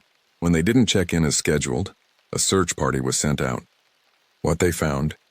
Well, it was eerily similar to what I'd seen at Moon Falls. The official story is a bear attack, Leanne said, her knuckles white on the steering wheel. But you and I both know that's not true. I nodded, my throat tight. Have you seen it? The creature? She shook her head. No, but I've heard it. That sound you described, like a machine humming, I heard it last night while we were searching. It made my skin crawl. We arrived at the lake as the sun was setting, painting the water in shades of gold and crimson. Any other time it would have been beautiful. Now it just felt ominous, like the forest was holding its breath, waiting. The campsite had been cordoned off with yellow police tape. A few rangers and local law enforcement milled about, their faces grim. Leanne flashed her badge and we ducked under the tape. The scene was horrifyingly familiar. The tents were shredded, sleeping bags spilled out like gutted animals. Personal belongings were scattered everywhere. A child's stuffed animal, a novel with a bookmark still in place, a family photo lying face up in the dirt, and the smell. That metallic coppery scent that I'd never quite forgotten. It hung in the air, thick and cloying. Jesus, I muttered, fighting the urge to gag. It's exactly the same. Leanne nodded, her face pale. What do we do, Sam? We can't let this keep happening. I took a deep breath, trying to steady myself. We need to find it, track it. And then what? She asked, her voice barely a whisper. I met her eyes, saw the fear there, but also the determination. Then we end this. Once and for all. As the last light faded from the sky, we gathered our gear. Flashlights, radios, first aid kits. I'd brought my old hunting rifle, a relic from my father that I'd never thought I'd use. It felt inadequate against the memory of that creature, but it was better than nothing. We set out into the gathering darkness, the beam of our flashlights cutting through the mist. The forest was alive with night sounds, the hoot of an owl, the rustle of small animals in the underbrush. But underlying it all was a tension, a wrongness that set my teeth on edge. Stay close, I murmured to Leanne. And whatever happens, don't run. That's what it wants. She nodded, her face set in grim determination. We moved deeper into the woods, following a trail of broken branches and disturbed earth. The trail of a predator. Of our predator. As we walked, I couldn't shake the feeling that we were being watched. Eyes in the darkness following our every move. More than once I spun around, sure I'd seen movement in the corner of my eye, only to find nothing but shadows. Then suddenly the forest went silent. No birds, no insects, nothing. Just the sound of our own breathing and the pounding of my heart. Sam, Leanne whispered, her voice tight with fear. Do you hear that? I did. A low mechanical hum, so deep I felt it more than heard it. It was coming from everywhere and nowhere, filling the air with its ominous vibration. It's here, I said, raising my rifle. Stay alert. We stood back to back, scanning the darkness. The humming grew louder, closer. I could feel it in my bones, in my teeth. My finger tightened on the trigger, and then, without warning, it was upon us. The creature burst from the underbrush with explosive force, a mass of fur and muscle and gleaming teeth. In the harsh beam of our flashlights, it looked even more nightmarish than I remembered. Its eyes glowed with an unnatural intelligence fixed on us with predatory focus. Leanne screamed, the sound piercing through the night. I raised my rifle and fired, the report deafening in the confined space of the forest. The creature flinched as the bullet struck its shoulder, but it didn't go down. Instead, it let out a roar that shook the very ground beneath our feet. Run, I yelled, grabbing Leanne's arm and pulling her along. We crashed through the underbrush, branches whipping at our faces. I could hear the creature behind us, its massive body tearing through the forest with terrifying ease. We burst into a small clearing, moonlight streaming through a gap in the canopy. I spun around, rifle raised, as the creature emerged from the tree line. It stalked towards us, its movements a horrifying blend of animal grace and human intelligence. "What do we do?" Leanne gasped, her voice trembling. I didn't have an answer. The rifle felt like a toy in my hands, useless against this impossible being. But we couldn't run, couldn't hide. There was nowhere left to go. As the creature approached, something changed in its eyes. The predatory gleam faded, replaced by something almost curious. It cocked its head to one side, studying us with an unsettling intensity. And then, to my utter shock, it spoke. The voice was deep, guttural, like rocks grinding together, but the words were clear. "Why have you come?" I exchanged a stunned glance with Leanne. This was beyond anything we had imagined. We came to stop you," I managed to say, my voice shaking. "To protect people from you." The creature made a sound that might have been a laugh. "Protect?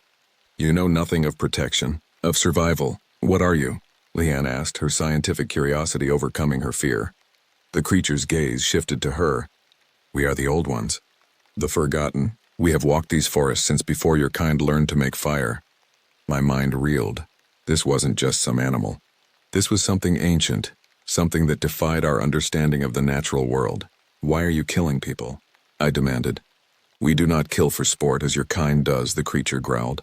"We kill to survive, to protect our territory, as we have always done." "But why now?" Leanne pressed. "Why are the attacks increasing?"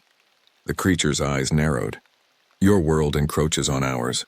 Your machines, your noise, your endless expansion. We are being pushed into smaller and smaller spaces. We fight back the only way we know how."